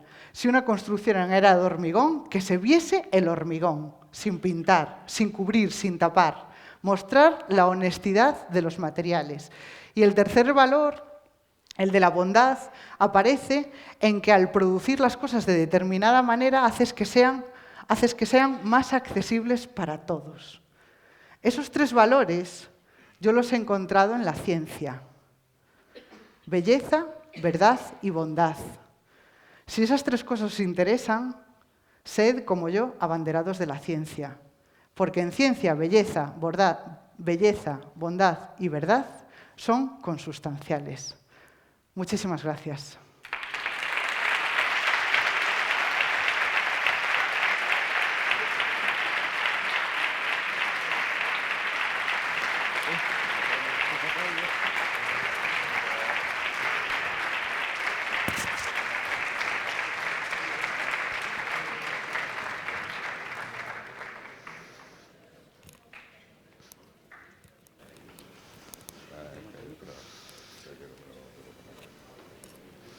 Muchas gracias. José Luis, por favor. Vamos un poco apurados de tiempo, sí, sí. Pero vamos a dar paso a una mesa redonda que tendremos de nuevo a Débora, a José Luis. Vamos a ser un poco breves, pero igualmente os invito a que si tenéis alguna cuestión que plantear a alguno de ellos dos, pues lo podéis hacer. De acuerdo, gracias. Lo podéis hacer directamente a través de, creo, unas tarjetas que se iban a repartir por ahí. Si tenéis alguna petición, avisáis. Hemos quedado todos encantados con la exposición de Débora. Es algo que creo yo que compartimos todos mucho. Y yo sí te quería preguntar, mientras se anima por aquí el personal a arrancarse con alguna pregunta, en ese rechazo a la industria y a la ciencia, a la industria que hay tradicionalmente, ¿no? Has hablado del efecto Frankenstein, pero va al hilo un poco también de lo que has hablado de esa falta de formación, falta de educación científica, ¿no? Y qué es lo que hace, qué falta, qué echamos en falta en cuanto a formación, a divulgación, más educación general sobre la ciencia. No sé si a través de la formación reglada, que hubiera una mayor presencia de la ciencia, que también hubiera una apuesta mayor por la divulgación científica, esa divulgación científica además directamente enlazada a la industria, ¿no? Y al papel de la industria, tú bien lo has expuesto. Pues mira, con respecto a la divulgación científica, creo que los divulgadores deberían estar más en contacto con la industria, porque para hablar de algo tienes que conocerlo de primera mano. Entonces, pues eso, para hablar de determinado sector, yo muchas veces me siento privilegiada cuando tengo que divulgar sobre un tema y puedo echar mano de... Quiero saber cómo funciona esto, quiero ver cómo trabajáis, porque si no, yo de mi cabeza no van a salir las cosas. Entonces, creo que desde la divulgación científica, los divulgadores deberían involucrarse un poquito más en lo que se hace, en la industria de verdad, y no simplemente imaginárselo. El papel del que hablaba también en la conferencia es el de los medios de comunicación. Creo que hacen falta más especialistas en ciencia, porque si no, si tú no tienes una brújula, es muy difícil que sepas diferenciar qué es información, qué es desinformación, o a qué cosas son noticia o qué cosas no lo son. Entonces, creo que debería haber más gente con formación científica en los medios de comunicación en general, aunque simplemente sea con un papel asesor o como brújula, ¿no? Para saber cómo contar algo y si algo está bien. Y desde la educación, tenemos profesores maravillosos con una formación increíble, porque pensemos que los profesores de ciencia son todos personas con formación científica. O sea, que el problema no lo veo ahí. El problema yo creo que lo veo que a veces... Yo fui profesora durante 8 años en educación secundaria y formación profesional. Y uno de los problemas a los que me enfrentaba es que muchas veces estabas atado de pies y manos con lo que podías hacer. Por ejemplo, yo no me creo que las primeras clases de química que das sean prácticamente formulación. Los niños no saben ni lo que hacen. Empiezan a estudiarse nombres de elementos, valencias, a cambiarlos entre sí, a darles nombre, les parece un infierno y normal que os parezca un infierno la formulación. Entonces, si empiezas por ahí, pierdes gente. O sea, aparte de que se empieza muy tarde lo que es a meter ciencia en el currículum, porque la gente que se va por otros bachilleratos que no tengan que ver con la ciencia pueden haber dado química unos meses en su vida, entonces normal que no entiendan ni cómo se fabrica un vidrio. Y aún así, los que dan algo más de formación, se empieza de una manera tan engorrosa por la que yo creo que si nos preguntan a todos los profesores de química que estamos aquí, ¿por dónde empezarías tú? Dirían, desde luego no por donde me obligan a empezar, pues a lo mejor cambiarían las cosas. Hay que escuchar más a los profesores. No sé si nos encontramos también con un problema, que también lo sufrimos los medios de comunicación, creo que incluso José Luis puede también hablar de ello, de cómo está influyendo mucho las redes sociales. Antes hablabas de cómo se está equiparando algunas organizaciones ecologistas al pensamiento científico unificado, ¿no? Pero también cómo hay mensajes que están saliendo, fake news, tanto que está de moda ahora, también en cuanto a la industria, la ciencia, y cómo se está demonizando también mucho, en nuestro caso, en el sector industrial, ¿no? Se está viendo en redes sociales, en algunas voces que cogen un peso mayor del que les debería corresponder, o sobre todo mayor que la evidencia científica. No sé cómo lo ves tú, sobre todo José Luis también, que lo sufren mucho aquí.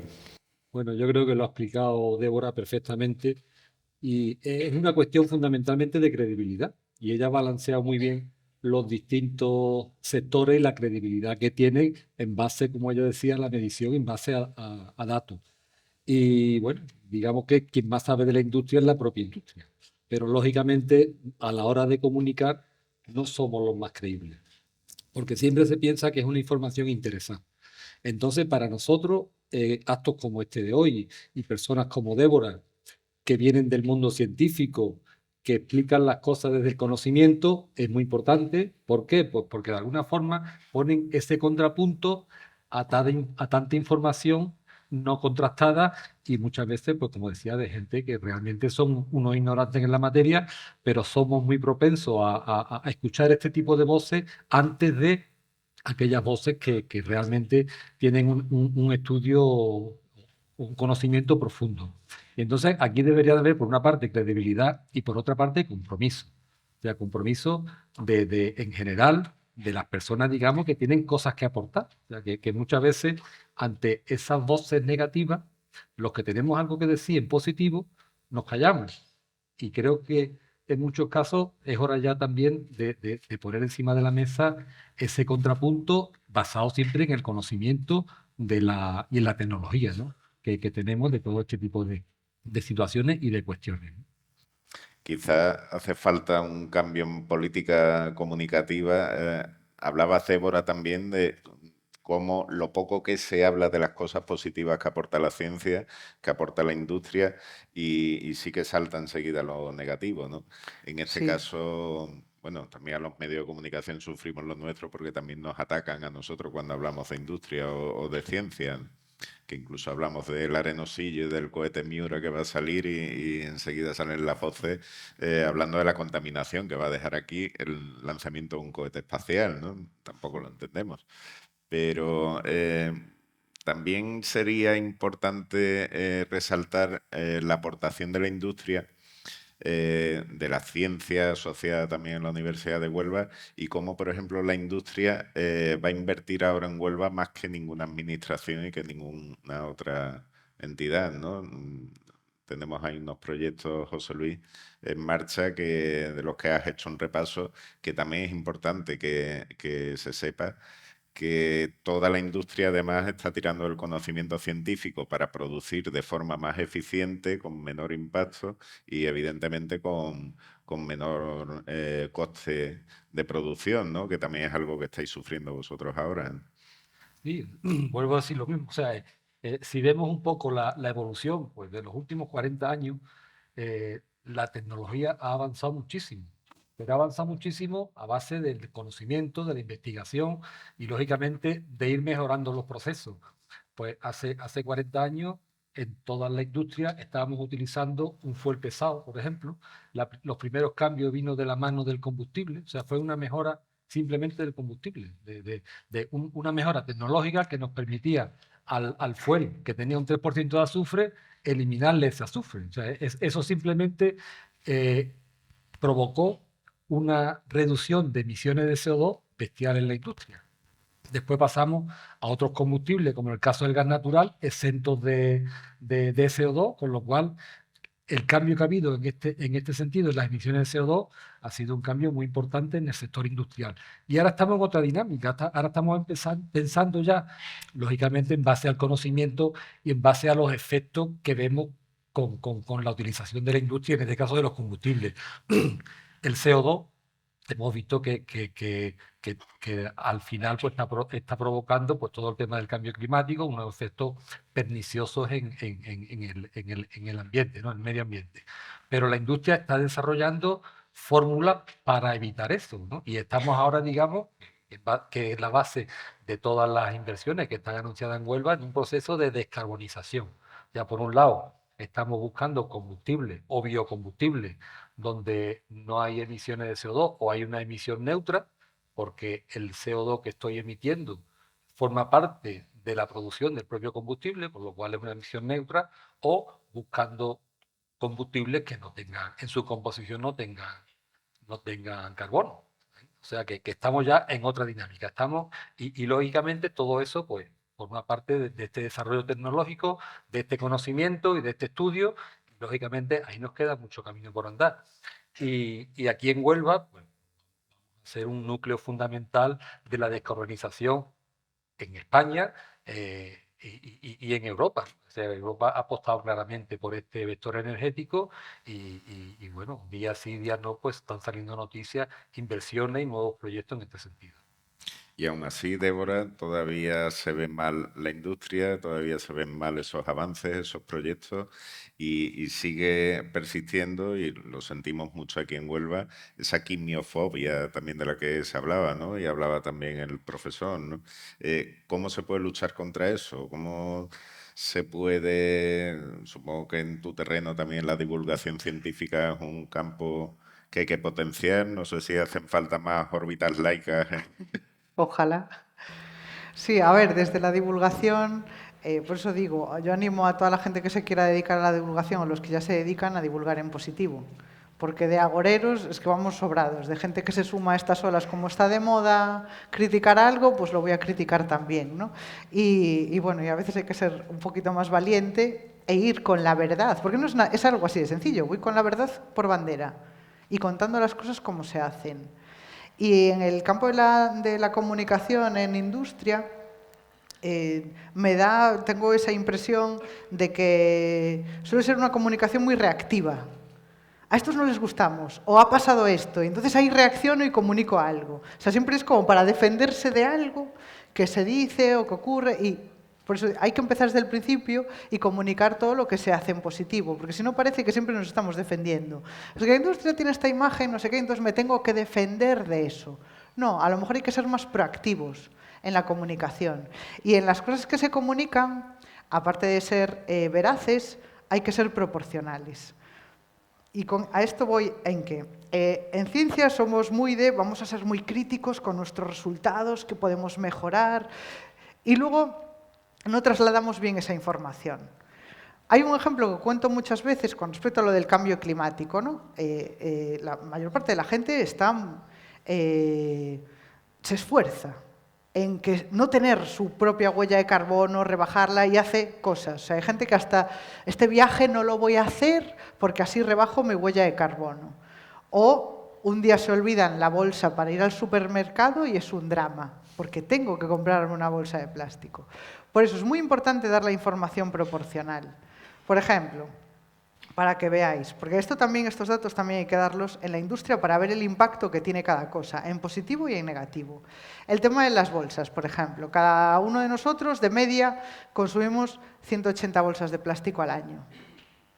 Que alguno dirá, eso es una barbaridad, 180 bolsas de plástico. Vamos a convertir esas bolsas de plástico, haciendo análisis de ciclo de vida, como hacemos los de ciencia de materiales, en CO2. ¿Cuánto CO2 es? 340 gramos de CO2. En transporte, ¿en qué se traduce? En recorrer unos 4 kilómetros en coche. O sea, todas las bolsas de plástico que consumo en un año equivalen a un paseíto en coche. Y yo vivo como un drama el que un día me olvido de la bolsa de plástico, pero no que cojo el coche para ir constantemente a viajes que podría ahorrarme, ir al súper en coche. Entonces, por eso digo que esa información hay que darla de forma proporcional. Y a veces nos martirizamos, ¿no?, con nuestros propios datos, que tenemos que emitir menos, o tenemos, por ejemplo, pongo el ejemplo del plástico porque es el que más conozco, es que luego hay plástico que llega al mar y demás. Es cierto, cada año llega al mar unos 10 millones de toneladas de plástico. ¿Quién tira ese plástico al mar? Ese es el mensaje proporcional que hay que dar. Aquí somos todos vándalos, andáis tirando bolsas de plástico al mar. No.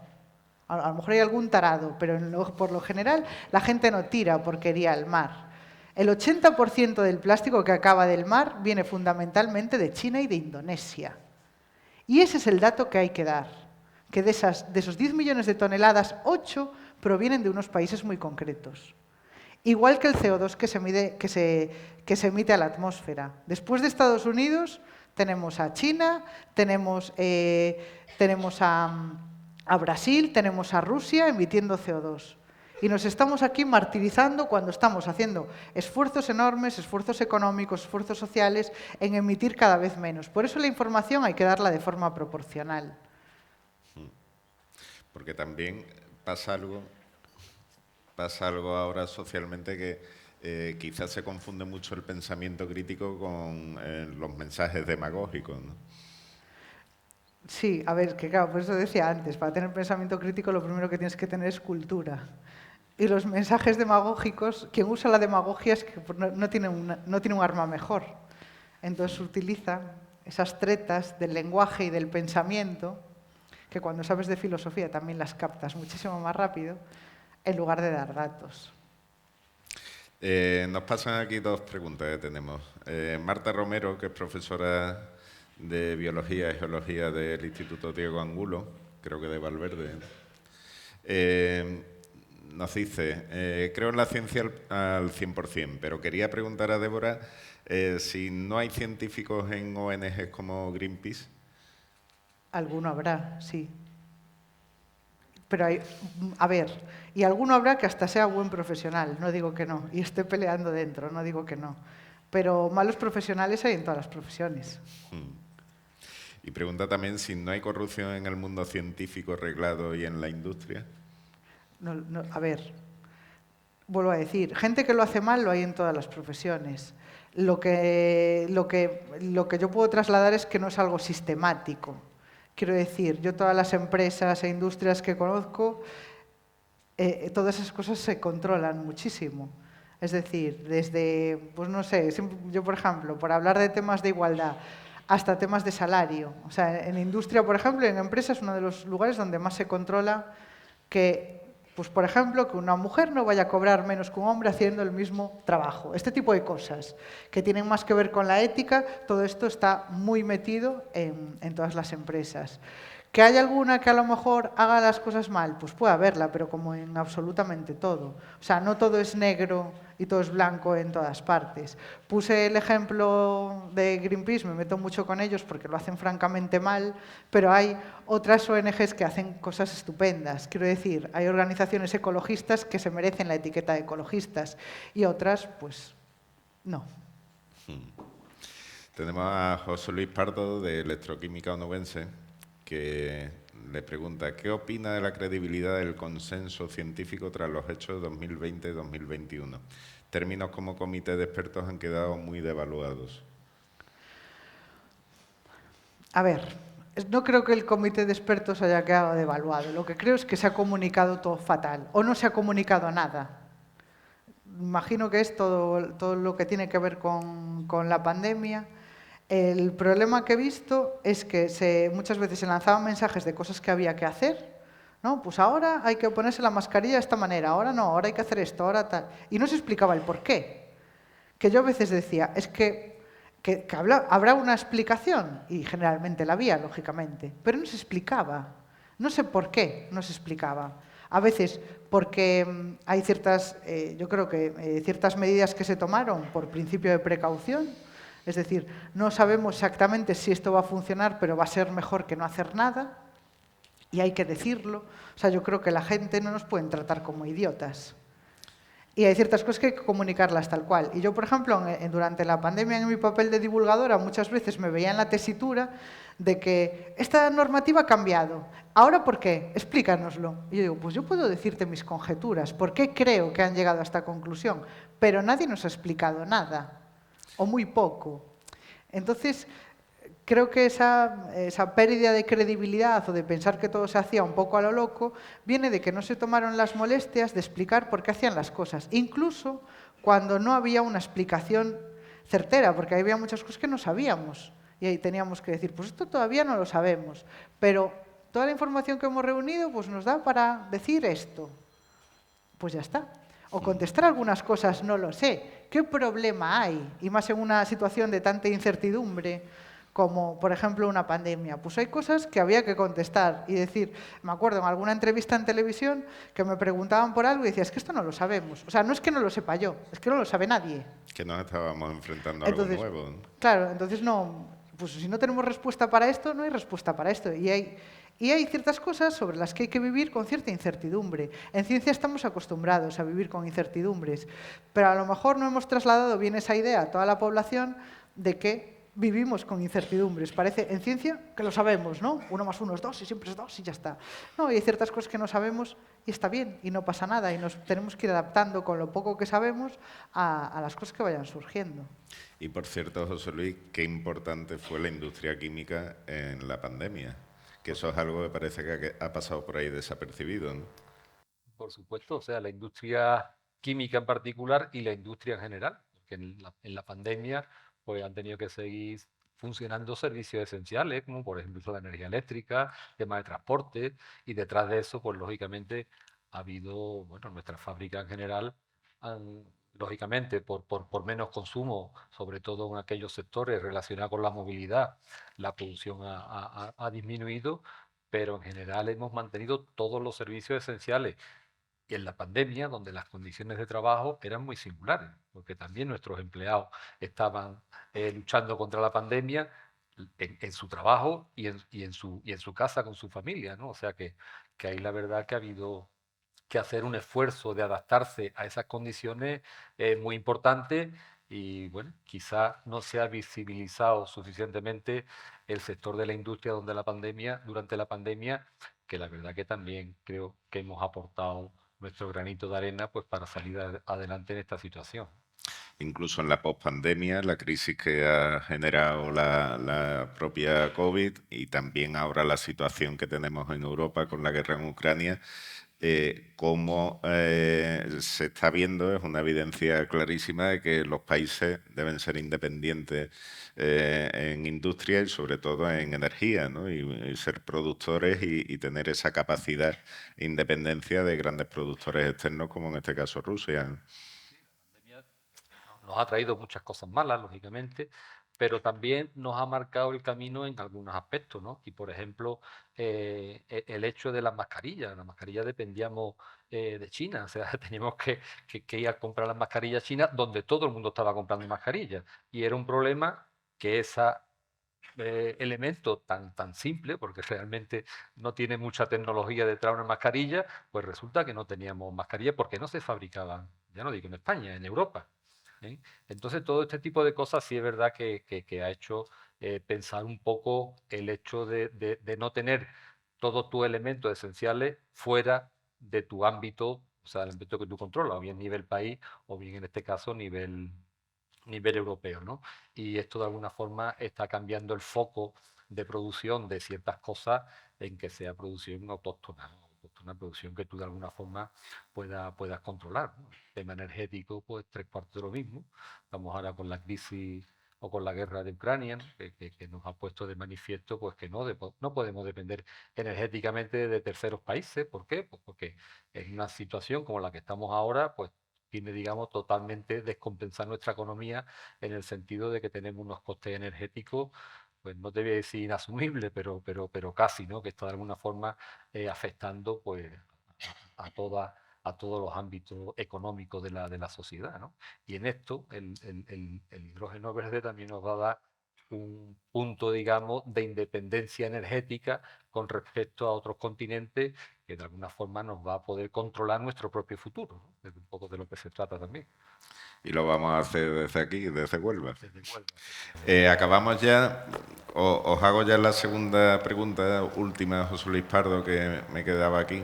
Frente a la polarización de la sociedad contra la industria, ¿por qué no se da más importancia a la contribución para la sostenibilidad económica de la sociedad? Empleo, generación de valor, productos de consumo. en esa tarea estamos ahora mismo. O sea, que yo estoy de acuerdo con Débora en que muchas veces nosotros en la industria hemos hecho comunicación de defensa, defendernos siempre, y ha sido una comunicación reactiva.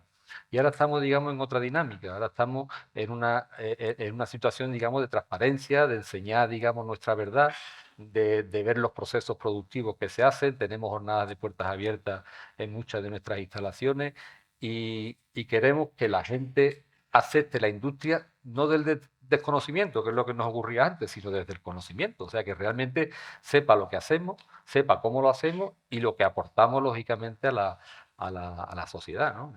Y creo que ese es el camino. Os agradezco a Débora, José Luis, por esta mesa redonda un poco versión express que hemos hecho, pero creo que ha sido bastante productiva y espero que a todo el público y especialmente a los estudiantes que están aquí les haya servido. Antes de acabar, agradezco también a Miriam de la Unidad de Cultura Científica de la Universidad de Huelva también su ayuda. Y ahora os vamos a dejar con la viceconsejera de Política Industrial y Energía de la Junta de Andalucía, Ana María Bielba, que va a tener unas palabras para todos vosotros. Y mientras ella viene, os digo también que vamos a tener oportunidad de seguir charlando fuera en un aperitivo que vamos a servir en el patio.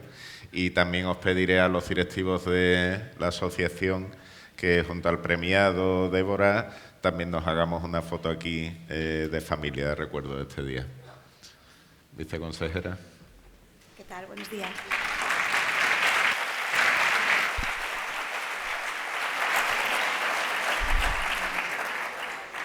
¿Qué tal? Buenas tardes ya. Muchas gracias a todos, además, por la paciencia y por el retraso.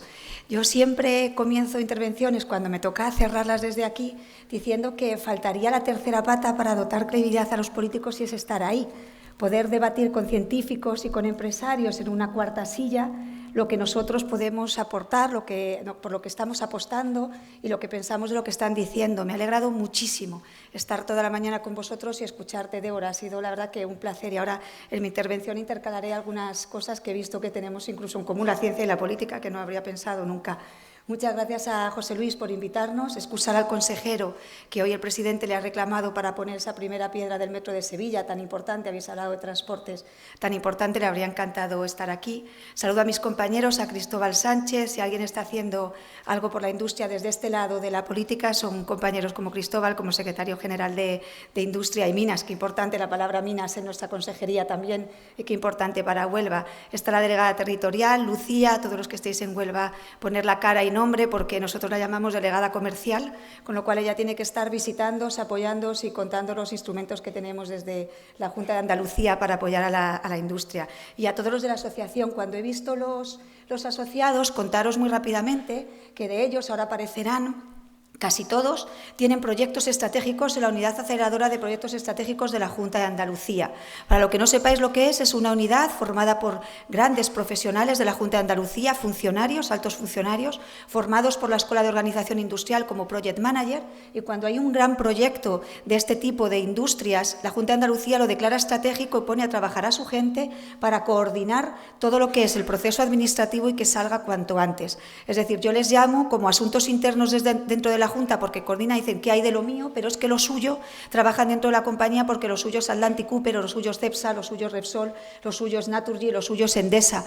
Casi todos los que están aquí, Atlantic Cooper tiene el proyecto circular, a Cepsa vengo el miércoles para la alianza con Fertiberia del hidrógeno, vuelvo a venir a Huelva, está Repsol que he visto aquí que está también, tenemos proyectos de biomasa y más que va a haber, he visto que está Naturgy y en breve nos reuniremos con Naturgy, así que enhorabuena Ukibe porque tenéis de las grandes compañías que Andalucía están apostando por crear industria y mejor industria, las tenéis prácticamente aquí. Y enhorabuena Huelva porque, lo has dicho también José Luis, tenemos la Alianza por el Hidrógeno, ese corredor del hidrógeno verde, y las grandes compañías mundiales se están fijando en Andalucía, pero sobre todo en Huelva y en el campo de Gibraltar, porque reunís credibilidad, reunimos seguridad jurídica, pero vosotros además tenéis sol, tenéis viento, tenéis suelo, tenéis puerto y tenéis industrias que se quieren descarbonizar y que tienen una credibilidad tremenda a nivel mundial. Así que, enhorabuena. Te decía, Débora, que hemos coincidido nosotros, es muy curioso cuando has dicho una palabra que lo he apuntado, que la química es algo tóxica. Digo, hombre, yo pensé que era la política, lo que te pensaba todo el mundo que era algo tóxico, ya tenemos algo en común. Política y química, cuando lo dicen, parece que está siendo algo tóxico. Y vuelvo a repetir por tercera vez en este inicio la palabra credibilidad. Parecemos tóxicos porque a nosotros también se nos concentró en muy poquito tiempo una palabra que ha salido aquí también, que me ha sorprendido mucho, científica, industria, corrupción. Digo, otra vez tenemos algo en común, política, industria, científica, la palabra corrupción se nos juntó en un periodo de tiempo muy corto en España, la falta de comunicación política de verdad, la falta de credibilidad y muchos casos de corrupción seguidos. Tenemos que, como la industria se tiene que descarbonizar, nosotros tenemos que de verdad limpiar toda esa parte de la política, dar credibilidad y apoyaros. Y muchas veces digo, apoyamos no molestando con una normativa como la que has hablado del plástico. Nosotros estamos ahora con un proyecto europeo, porque también se les ha ocurrido en Europa, tiene que ver con la industria, por eso lo cuento, que el envasado de cuestiones como el azúcar no puede ser si no es en 1 kilo. Y entonces quieren que volvamos a los bares a tener, pues no sé, kilos de azúcar y una cucharilla, y todos los que vayamos a un bar rellenemos con kilos de azúcar, con una cucharilla, nuestro café. Entonces, las industrias del empaquetado, que están ya con envases compostables, biodegradables, etcétera, pues ahora ven cómo todo lo que han invertido en esa parte de envase, pues tampoco va a servir, porque ahora tienen que ser envases de 1 kilo de azúcar o de 1 litro de ketchup. Total, que muchas veces digo que en la política ganamos credibilidad si no molestamos con ese tipo de cosas, pero también si lo que hacemos es apoyar. ¿Y qué hemos hecho desde la Junta de Andalucía? Pues lo primero que hizo el presidente Juanma Moreno esta legislatura, lo hemos repetido muchísimas veces, es crear una consejería específica para la industria, la energía y las minas. Es decir, una serie de profesionales, porque todos los que estamos aquí, no es que ya nos hayamos dedicado a la industria, mi consejero sí, yo venía de otra parte, pero los demás son ingenieros. Nosotros estamos ya, mi consejero es licenciado en Económicas y yo en Derecho, pero estamos como en segundo, tercero de Ingeniería Industrial y vamos por ahí en Química también, sabemos ya práctica en química, no, ojalá, en minería y en energía, y la verdad que ha sido una apuesta muy fundamental por las 3 cosas, dedicar una consejería específica a política de industria, a política de energía, a política de minas, porque además pensamos que la industria es el mejor lugar para las nuevas energías. La industria para nosotros va a ser ese lugar de experimentar las nuevas energías, de descarbonizar, y con industria entendemos todo, vamos a entender también el transporte. Y el otro día se reían, porque cuando fueron los Goya dijeron que también el cine es una industria, también el cine tiene que adaptarse a las nuevas métodos de energía. Pero la energía se ha convertido ahora, una energía barata, una energía limpia, se ha convertido ahora en un factor de localización de industrias. Lo que era en el siglo XIX, principios del XX, el transporte, muchas veces las industrias se colocaban allá donde tenían un puerto, un medio de transporte, ahora significa la energía. Por lo tanto, para nosotros la energía, además de ser la mejor palanca para la industria, es también una forma de localización. Y tenemos un problema con eso, y compartimos también, y creo, Débora, que tiene mucho que ver también con la comunicación.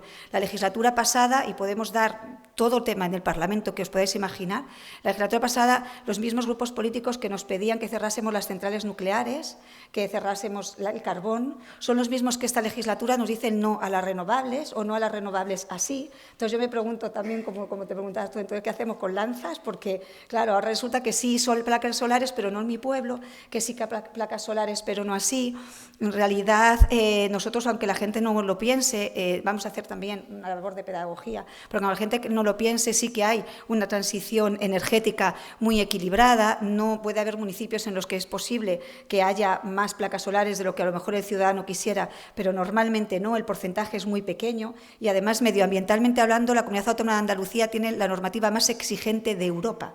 O sea, la normativa más exigente de Europa. Tardan años y años en poder tener una placa solar o un aerogenerador aquí. Entonces, vamos a aprovechar, como hemos dicho antes, que tenemos sol y viento, que tenemos puerto, que tenemos industrias fuerte y que tenemos muchas industrias que se quieren localizar, y aprovechar todo eso para empezar de verdad a descarbonizar. Pero no saben lo importante que puede ser para industrias hacerlas competitivas en el mundo, empezar a descarbonizar y empezar a fabricar componentes, no mascarillas, que nosotros podemos fabricar componentes importantísimos para la industria europea y mundial desde Andalucía. Es una de las cosas en las que también vamos a apostar de esta Junta de Andalucía. Tenemos minería, que en Huelva tenéis, y la guerra de Ucrania, o sea, la guerra en Ucrania por los rusos, nos ha puesto de manifiesto, como puso el COVID para el tema de fabricación, a nosotros nos ha puesto de manifiesto que Europa está desindustrializada, que Europa estaba dependiendo de un modelo energético que no era suficiente, y nosotros, ya no solo en España, sino en Andalucía, tenemos la capacidad de producir las materias primas en nuestra minería, de producir con la industria esas materias primas,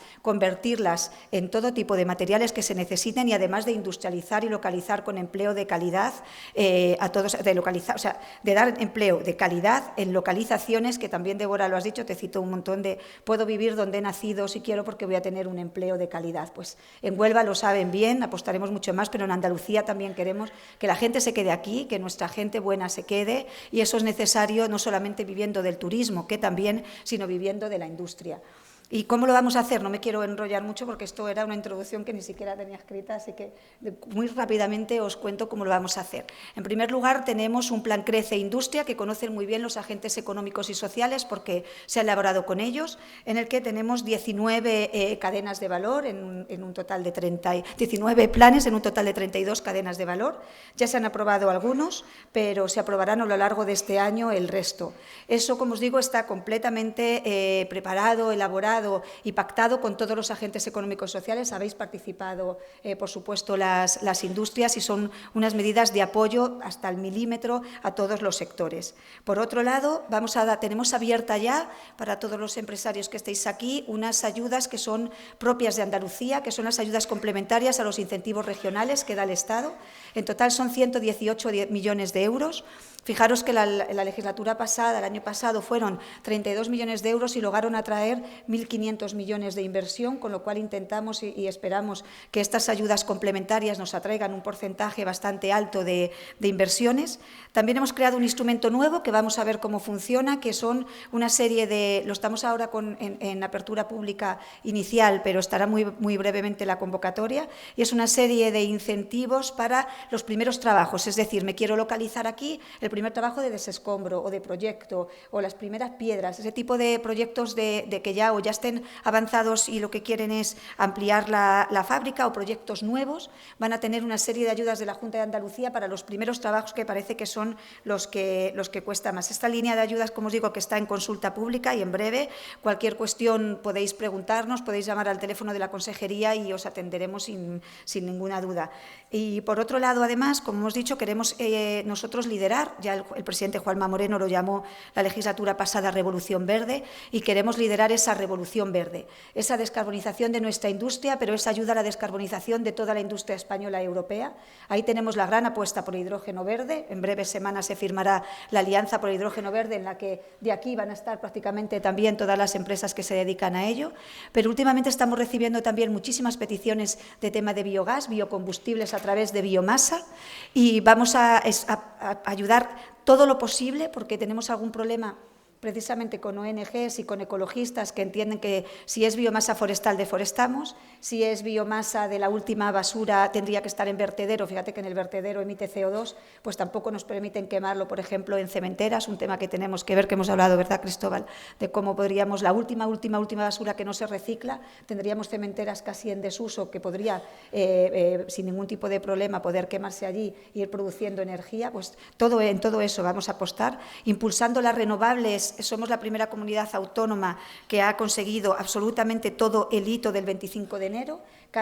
Eran casi 13 gigas, 12 gigas y medio de energías renovables, que se dice bien y pronto en un hito de ahora, y como os digo, una gran apuesta por el hidrógeno, en el que Huelva tenéis un protagonismo absoluto y más que estoy segura que vais a tener. No me quiero enrollar más porque nos hemos ido con un poquito de retraso, simplemente daros de nuevo las gracias, decir a los estudiantes que hagáis caso a Débora, que como científica tiene más credibilidad que nosotros, estudiar aquí, dedicaros a la ciencia, dedicaros a la política si queréis también, que desde aquí hay mucho, pero trabajar en la industria de Huelva, os aseguro que la suerte que tenéis los que estáis estudiando aquí es que vais a tener muchísimo apoyo público, pero que lo que tenéis sobre todo es mucho apoyo privado, mucho apoyo de la industria, que está apostando por una localidad como Huelva, y que en los próximos meses y en los próximos años vais a tener noticias importantísimas. Así que apostar por vuestra tierra, y enhorabuena por haber nacido aquí. Gracias.